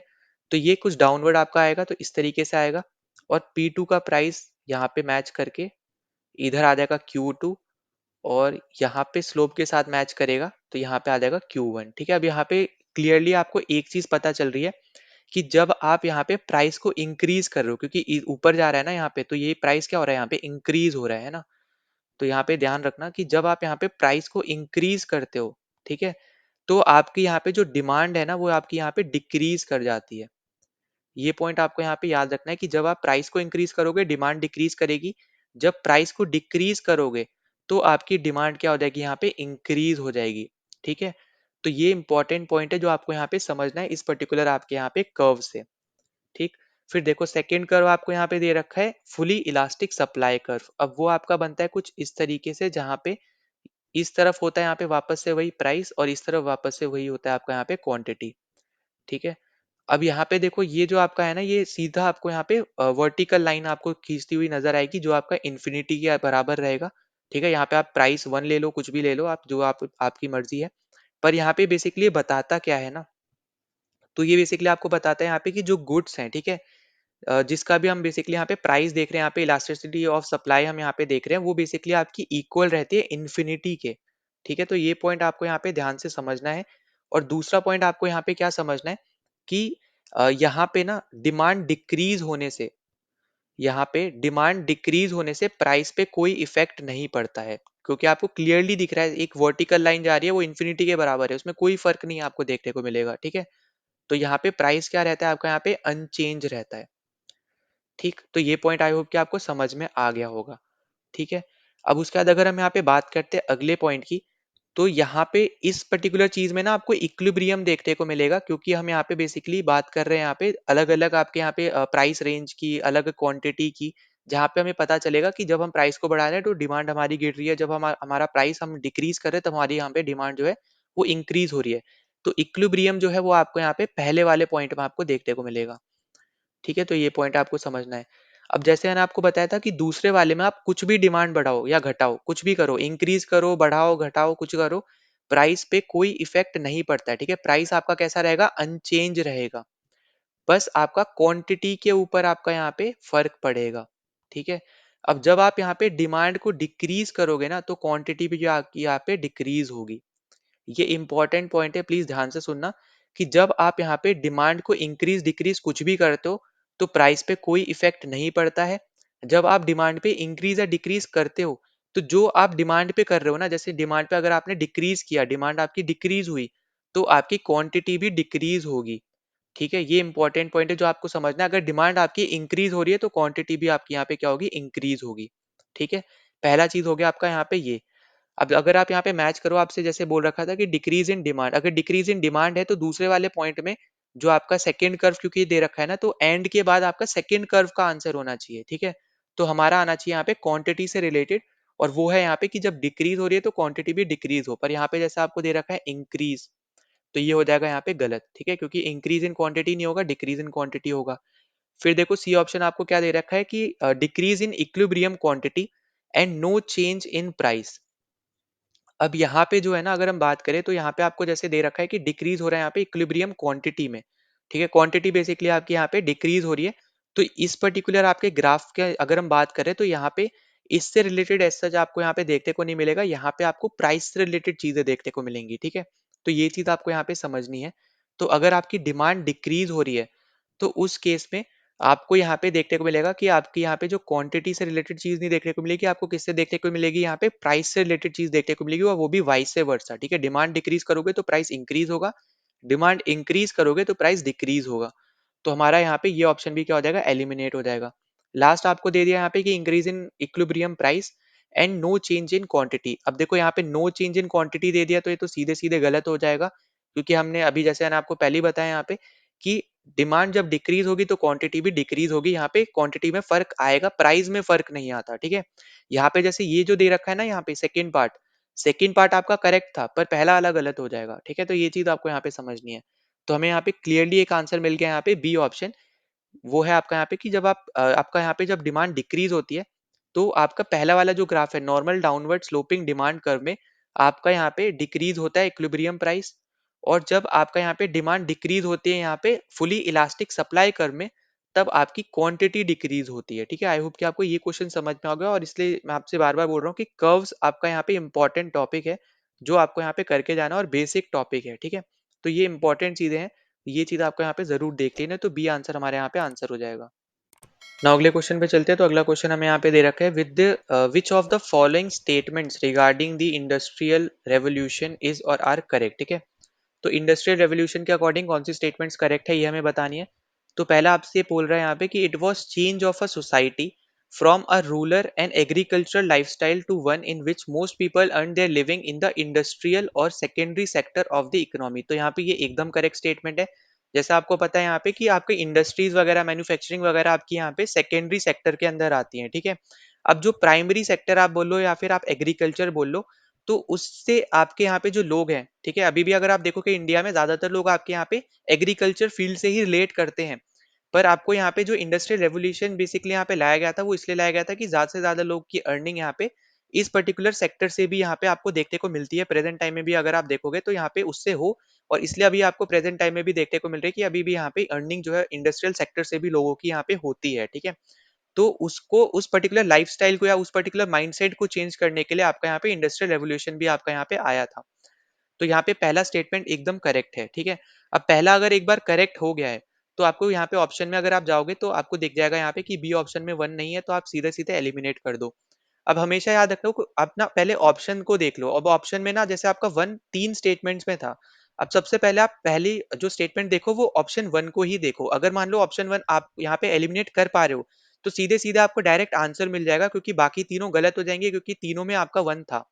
ठीक है, इस तरीके से अगर आप चलोगे तो आपके लिए ज्यादा आसान होगा। इंस्टेड डायरेक्ट आप स्टेटमेंट पढ़ने लग जाओ, तो उससे ज्यादा अच्छा यहाँ पे जो मैं बता रहा हूँ उस तरीके से अगर सॉल्व करोगे तो जल्दी आंसर आपको मिल जाएगा। अब देखो दूसरा अगर हम बात करते हैं तो दूसरा आपसे क्या बोल रहे हैं यहाँ पे, the first industrial revolution began in Germany. अब देखो यार, ये तो सीधे सीधे गलत हो जाएगा, क्योंकि हमने यहाँ पे बहुत बार पढ़ रखा है कि आपका यहाँ पे जो फर्स्ट इंडस्ट्रियल रेवोल्यूशन हुआ था ये आपका ब्रिटेन में हुआ था। ठीक है, अब जब ये ब्रिटेन में हुआ है तो जर्मनी में तो होगा नहीं यहाँ पे सबसे पहले, तो ये तो आपकी स्टेटमेंट ही गलत है। अब जब आपकी ये स्टेटमेंट हो जाएगी गलत तो आप सीधे सीधे एलिमिनेट कर सकते हो यहाँ पे डी ऑप्शन को। ठीक है, क्योंकि टू आपका उसमें ही बचा है, क्योंकि हमने पहले जो इसमें टू था वो ऑलरेडी हमने यहाँ पे एलिमिनेट कर दिया था। अब आपके पास बचता है हमें यहाँ पे थर्ड स्टेटमेंट देखना ही है तब भी। अब तीसरा आपसे बोल रहा है कि during industrial revolution technological advances in iron smelting and later steel production were accompanied by the invention of steam engine. तो यहाँ पे ये जो एकदम करेक्ट स्टेटमेंट है आपके यहाँ पे, तो राइट आंसर है आपका यहाँ पे सी ऑप्शन। अब देखो यहाँ पे जैसे आपको बोल रखा है कि इंडस्ट्रियल रेवोल्यूशन जो है यहाँ पे आपका टेक्नोलॉजिकली एडवांसमेंट में यहाँ पे गया था, आयरन स्मेल्टिंग वगैरह में आपका यहाँ पे स्टील प्रोडक्शन वगैरह में गया था, और इसके साथ साथ आपका यहाँ पे स्टीम इंजन का भी इन्वेंशन आपका यहाँ पे इसका मेन रोल इसने यहाँ पे प्ले किया था आपका इंडस्ट्रियल रेवोल्यूशन के अंदर। ठीक है, स्टील इंजन वगैरह ने भी। तो यहाँ पे एकदम करेक्ट स्टेटमेंट है यहाँ पे तीसरी वाली भी। तो अगर आप यहाँ पे देखोगे तो राइट आंसर अपना हो जाएगा यहाँ पे वन थ्री। ठीक है, तो हमारा ऑप्शन के हिसाब से अगर हम जाए तो सी ऑप्शन हमारा यहाँ पे राइट आंसर हो जाएगा। डायरेक्ट इजी क्वेश्चन था, बस यहाँ पे स्टेटमेंट आपको दे दी थी यहाँ पे फंसाने के लिए। पर यहाँ पे अगर आपको बस ये पता होता कि आपका इनिशियल जो आपका पहला इंडस्ट्रियल रेवोल्यूशन है वो आपका ब्रिटेन में हुआ है, तो आप यहाँ पे बाकी दो स्टेटमेंट में मुझे नहीं लगता किसी को भी यहाँ पे कोई दिक्कत होती। ठीक है, सिर्फ दूसरे ऑप्शन में आपको यहाँ पे दिक्कत होती है क्योंकि मैक्सिमम लोग वन टू एंड थ्री लगा के आ जाते। पर यहाँ पे ये आपको ध्यान रखना है कि पहला वाला यहाँ पे जो इंडस्ट्रियल रेवोल्यूशन है वो आपका ब्रिटेन में हुआ है, ठीक है, ना कि जर्मनी में। तो राइट आंसर हमारा बन जाएगा option C one and three only. ना अगले क्वेश्चन पे चलते हैं। तो अगले क्वेश्चन में हमसे यहाँ पे पूछ रखा है, consider the following statement regarding the Sugamya Bharat Abhiyan. ठीक है, अब ये देखो आप पॉलिटी से भी आप लिंक कर सकते हो। ठीक है, तो यहाँ पे वैसे आप ज्यादा मैं बोलूंगा कि पॉलिटी का ही यहाँ पे क्वेश्चन है, पर आपको यहाँ पे देखो याद रखना है यहाँ पे कि जो आपका सुगम्य भारत अभियान है, तो ये बेसिकली आपका यहाँ पे ministry of social justice and empowerment, ठीक है, ये मिनिस्ट्री याद रख लेना, इन्होंने यहाँ पे डिपार्टमेंट इसके अंदर एक आता है, इन्होंने यहाँ पे लॉन्च किया है, डिपार्टमेंट का नाम है यहाँ पे department of empowerment of person with disabilities, ठीक है। तो बेसिकली यहाँ पे ये जो आपकी स्कीम है नेशन वाइड स्कीम है, और ये डिसेबिलिटी जिनको होती है ना, जिन लोगों को यहाँ पे डिसेबिलिटी है उनके लिए स्कीम है। तो इस स्कीम में बेसिकली यहाँ पे कर क्या रही है यहाँ पे गवर्नमेंट, कि जो भी आपकी यहाँ पे गवर्नमेंट बिल्डिंग्स हैं, ठीक है, उनको यहाँ पे एक्सेसिबल बना रही है हर एक इंसान को। अगर उनको कोई भी डिसेबिलिटी है तो हर एक डिसेबल इंसान को यहाँ पे मैं बोलूंगा एक तरीके से यहाँ पे उनके लिए अचीवेबल बना रही है और एक्सेसिबल बना रही है, कि हर एक इंसान उस बिल्डिंग के अंदर बिना कोई हेल्प के यहाँ पे इजीली यहाँ पे वो जा सकता है, ठीक है, कोई भी फ्लोर हो या कोई भी आप बोल लो। तो उस तरीके से यहाँ पे गवर्नमेंट अपने बिल्डिंग्स यहाँ पे कन्वर्ट कर रही है, या फिर इजीली टर्म्स में आप बोल लो यहाँ पे कि एक्सेसिबल बना रही है यहाँ पे आपके पर्सन विद डिसेबिलिटीज को, ठीक है। तो ये पॉइंट आपको यहाँ पे याद रखना है। तो यहाँ पे पहला एकदम करेक्ट है, यहाँ पे मिनिस्ट्री ऑफ सोशल जस्टिस और एम्पावरमेंट ने यहाँ पे शुरू किया है, इसके अंदर ये डिपार्टमेंट है जिसने शुरू किया है। और दूसरा आपसे बोल रहा है कि it aims to develop an inclusive society for person with disabilities, तो यहाँ पे एकदम करेक्ट है यहाँ पे ये स्टेटमेंट। तीसरा आपसे बोल रहा है कि it has provision for pension, अब ये गलत हो जाएगा, जैसे मैंने आपको बताया कि पेंशन से रिलेटेड नहीं है, ये आपका रिलेटेड है कि यहाँ पे गवर्नमेंट 50% यहाँ पे बात करें तो 50% अपनी जो गवर्नमेंट बिल्डिंग्स हैं उनको कन्वर्ट कर रहे हैं यहाँ पे, एक्सेसिबल बना रही है यहाँ पे पर्सन विद डिसेबिलिटीज के लिए, ठीक है, ताकि वो इजिली यहाँ पे एक फ्लोर से दूसरे फ्लोर, या फिर एक बिल्डिंग से दूसरे बिल्डिंग मान लो, या फिर इजिली बिल्डिंग में एंटर कर पाए, एक फ्लोर से दूसरे फ्लोर जा पाए, उनको कोई दिक्कत ना हो, ठीक है। तो इन सब पे यहाँ पे गवर्नमेंट फोकस कर रही है इस पर्टिकुलर आपकी स्कीम के थ्रू या फिर अभियान के थ्रू।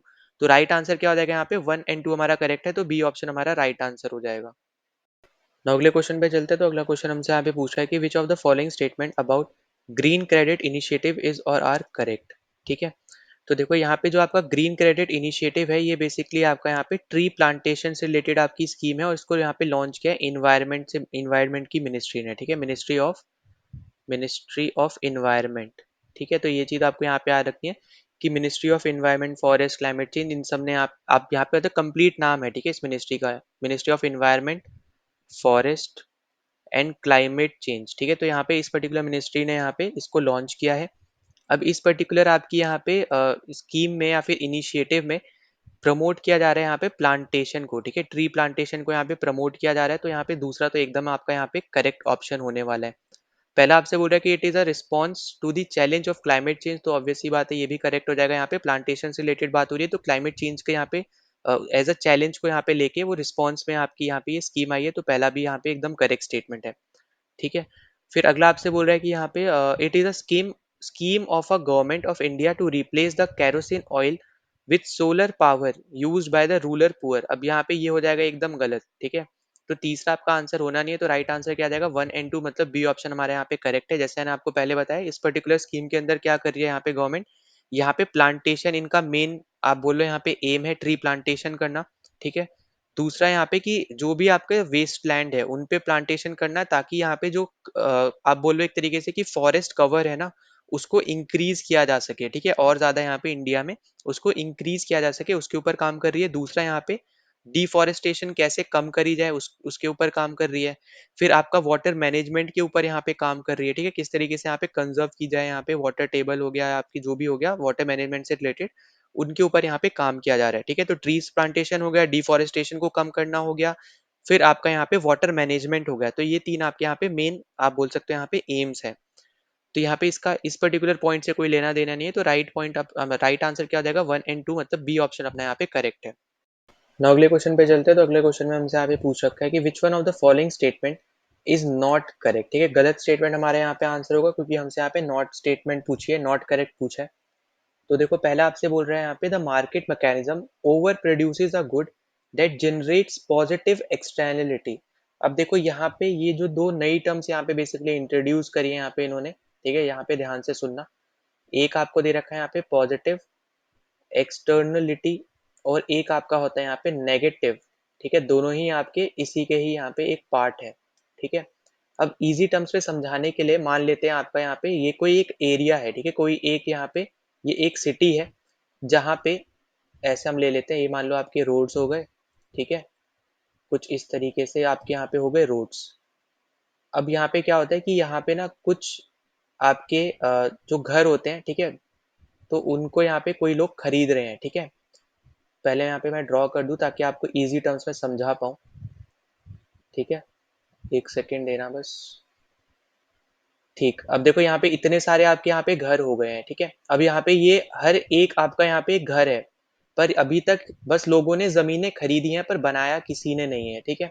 अब यहाँ पे क्या होता है, ये मान लो ये आपका घर है, आप आते हो, आपने यहाँ पे घर बनाना शुरू कर दिया, धीरे-धीरे करके और भी लोग आते हैं और भी लोग यहाँ पे घर बनाना शुरू कर देते हैं, ठीक है? अब इससे क्या होता है बेसिकली यहाँ पे ये सब आपके यहाँ पे हो जाएँगे कवर। अब जैसे अगर आप देखोगे तो ये वाला एरिया कवर हो गया, ये वाला आपका एरिया कवर हो गया और मान लेते हैं हम लोग यहाँ पे कि ये वाला एरिया भी आपका यहाँ पे कवर होता जा रहा है, ठीक है? अब ये जो आपके एरिया है, यहाँ पे जो लोगों ने घर खरीदा है या फिर ज़मीन खरीदी है घर बनाने के लिए, उन्होंने अभी तक घर नहीं बनाया है। पर अब क्या होगा ना कि क्योंकि यहाँ पे सेटलमेंट होना शुरू हो गई है, तो अब क्या होगा कि अब ज़मीन का जो प्राइस होगा ना, वो यहाँ पे बढ़ता जाएगा, ठीक है?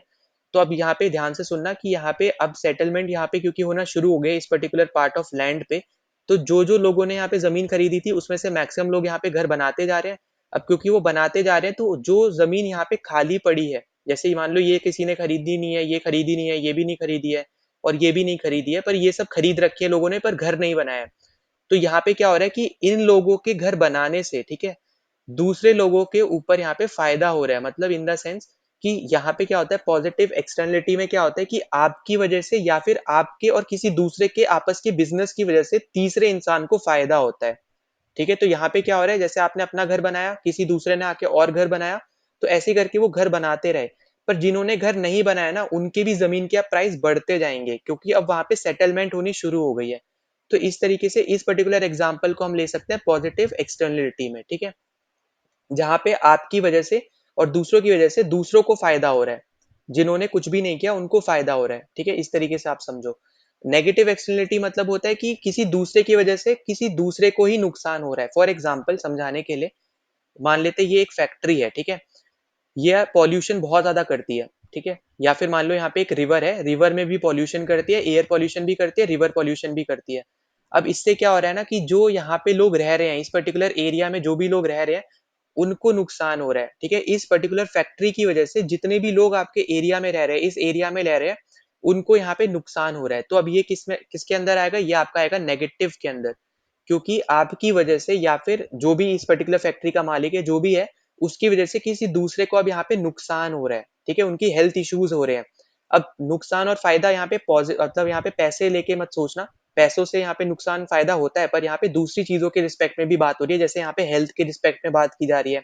फिर यहाँ पे फैसिलिटीज़ के रिस्पेक्ट में बात की जा रही है, यहाँ पे पानी से रिलेटेड, सैनिटेशन से रिलेटेड, एयर पॉल्यूशन से रिलेटेड, तो इन सब चीज़ों से भी आपको यहाँ पे पॉज़िटिव, नेगेटिव देख के चलना है, ठीक है? जहाँ पे आपको फ़ायदा होगा वो है आपका मतलब थर्ड इंसान को, थर्ड पार्टी को जहाँ पे फ़ायदा हो वो है आपका यहाँ पे पॉज़िटिव एक्सटर्नैलिटी, जहाँ नुकसान हो वो है आपका यहाँ पे नेगेटिव एक्सटर्नैलिटी, ठीक है? अब याद रखना यहाँ पे जैसे आपको स्टेटमेंट दे रखी है, तो जब भी आप यहाँ पे ओवर प्रोड्यूस करोगे ना, जो आपको यहाँ पे दे रखा है ओवर प्रोड्यूस, तो ओवर प्रोड्यूस से कभी भी पॉज़िटिव नहीं होता है, हमेशा नेगेटिव होता है, ठीक है? तो ये पॉइंट आपको याद रखना है कि नेगेटिव आपका ओवर प्रोड्यूस का एग्ज़ाम्पल है। पॉज़िटिव के लिए आपको करना पड़ता है यहाँ पे अंडर प्रोडक्शन या फिर अंडर प्रोड्यूस करना पड़ता है, कम चीज़ें प्रोड्यूस करनी पड़ती तब होता। तो यहाँ पे पहली स्टेटमेंट गलत है, तो हमारा राइट आंसर है यहाँ पे पहला वाला ही ऑप्शन, ठीक है? अब देखो दूसरा आपसे क्या बोल रहा है, cap and trade of pollution permits can be used by the government to achieve the social optimum. Optimum मतलब हो गया फेवरेबल आउटकम एक तरीके से, ठीक है? या फिर फेवरेबल आपका सिनेरियो, कोई भी आप ऐसे मान सकते हो। तो देखो यहाँ पे जो आपका कैप एंड ट्रेड होता है ना, ये एक तरीके का आप समझ सकते हो यहाँ पे कि रूल्स होते हैं जो गवर्नमेंट यहाँ पे लागू करती है कंपनीज के ऊपर या फिर फैक्ट्रीज के ऊपर, जो भी प्रोडक्शन वगैरह कर रहे हैं, जो यहाँ पे बेसिकली एयर पोल्यूशन या वाटर पोल्यूशन वगैरह करेंगे, तो वो यहाँ पे बोलते हैं एक तरीके से कि आप एक सर्टेन अमाउंट में ही आप यहाँ पे चीज़ों को पॉल्यूट कर सकते हो, ठीक है? और सर्टेन टाइम पे ही कर सकते हो। हमेशा नहीं कर सकते हो और इससे ज़्यादा लिमिट में नहीं कर सकते हो। जब भी यहाँ पे कैप एंड ट्रेड की बात हो रही है, तो यहाँ पे लिमिट सेट की जाती है और टाइम सेट किया जाता है कि इतने टाइम के अंदर आप बस इतना ही आप यहाँ पे पॉल्यूट कर सकते हो, एयर हो गया, वाटर हो गया, जो भी है, पर इससे ज़्यादा नहीं कर सकते हो, ठीक है? तो ये आपका एकदम करेक्ट स्टेटमेंट है आपका यहाँ पे, ठीक है? तीसरा आपसे बोल रहे थे optimal amount of subsidy in the case of an activity that produces a positive externality. अब सीधी सी बात है आपका यहाँ पे जो सब्सिडी होगी वो पॉजिटिव एक्सटर्नैलिटी ही होगी क्योंकि गवर्नमेंट आपको दे रही है, आपको फायदा हो रहा है, आपको यहाँ पे कुछ करना नहीं पड़ रहा है, ठीक है? बस आपको एक चीज करनी है, अपना यहाँ पे जैसे मान लो कोई स्कीम उन्होंने लॉन्च करी, आपको आपको उस स्कीम के अंदर अंदर आना है, तो उसके बस आपको सिनेरियो पढ़ने पड़ेंगे, जो भी पॉइंट्स वगैरह वो पढ़ना पड़ेगा, फिर आप यहाँ पे ऑटोमेटिकली उसके अंदर आ जाओगे अगर आप अपने आप को लिस्ट करते हो उसके अंदर, तो ठीक है? उसके बाद आपको बस यहाँ पे फ़ायदा हो रहा है, आपको ऐसा कुछ करना नहीं पड़ रहा है अलग से। तो वो आपको यहाँ पे दे रखा है, तो तीसरा ऑप्शन एकदम आपका करेक्ट है। और यहाँ पे डिफरेंस बेसिकली आपको देखने को मिलेगा सोशल बेनिफिट और आपका यहाँ पे प्राइवेट बेनिफिट के बीच में, ठीक है। जो आपको थर्ड स्टेटमेंट दे रखी है एकदम करेक्ट स्टेटमेंट है। ना फिर आपको यहाँ पे दे रखा है tragedy of Commons is an example of negative externality. अब देखो यहाँ पे ट्रेजेडी ऑफ कॉमन्स एक तरीके की आपके यहाँ पे एक इकोनॉमिक प्रॉब्लम है, जहाँ पे एक इंडिविजुअल सोसाइटी के पैसों पे या फिर मान लो सोसाइटी के एक्सपेंस पे कोई पर्टिकुलर रिसोर्स यहाँ पे कंज्यूम कर रहा है, ठीक है। तो वो बेसिकली सीधी सी बात है यहाँ पे, जब यहाँ पे आप सोसाइटी के पैसों पे या फिर मान लो सोसाइटी के एक्सपेंस पे जब आप कुछ चीज कंज्यूम करोगे, तो वो एक तरीके से आपकी एक नेगेटिव एक्सटर्नलिटी के अंदर काउंट होगा, ठीक है। जैसे मैंने आपको यहाँ पे शुरू में बताया था, जहाँ पे आपको नुकसान हो रहा है, ठीक है, किसी थर्ड इंसान को नुकसान हो रहा है। अब यहाँ पे जैसे इस पर्टिकुलर केस में क्या हो रहा है, सोसाइटी को नुकसान हो रहा है, ठीक है। तो यहाँ पे इस पर्टिकुलर केस में सोसाइटी को लेके चलना है हमें। तो सोसाइटी को क्योंकि यहाँ पे नुकसान हो रहा है यहाँ पे, क्योंकि उसके रिस्पॉन्स में या फिर उसके एक्सपेंस पे कोई एक पर्टिकुलर इंडिविजुअल यहाँ पे कोई एक रिसोर्स यहाँ पे कंज्यूम कर रहा है, ठीक है। तो उसको यहाँ पे नुकसान हो रहा है, तो ये आपका ऑब्वियस सी बात है यहाँ पे नेगेटिव एक्सटर्नलिटी के अंदर आएगा, ठीक है। तो आई होप कि आपको चारों ऑप्शन समझ में आ गए। ये थोड़ा नया टाइप का क्वेश्चन था, इसके ऊपर आपको जरूर यहाँ पे पढ़ के जाना है। नाउ इसके साथ हमने यहाँ पे अपने सारे क्वेश्चन यहाँ पे डिस्कस कर लिए जो भी आपसे यहाँ पे पूछे गए हैं। 2024 में जो आपका पहला सीडीएस हुआ है उसमें इकोनॉमिक्स के जितने भी क्वेश्चन थे सब हमने यहाँ पे डिस्कस कर लिए। साथ ही साथ दो तीन जो आपके स्कीम्स के क्वेश्चन थे वो भी हमने यहाँ पे डिस्कस कर लिए हैं। अगर आपको किसी में भी कोई डाउट होता है तो कमेंट सेक्शन में आप जरूर मेंशन कर देना। सेकंड चीज, अगर आपने अभी तक टेलीग्राम चैनल ज्वाइन नहीं किया तो ज्वाइन कर लेना, और अगर आप चैनल में पहली बार आए हो तो प्लीज सब्सक्राइब कर देना, वीडियो को शेयर कर देना, वीडियो को लाइक कर देना। और अगर कोई भी डाउट होता है या कोई सजेशन होता है तो कमेंट सेक्शन में जरूर आप यहाँ पे मेंशन कर देना। तो चलो मिलते हैं नेक्स्ट वीडियो में। जय हिंद।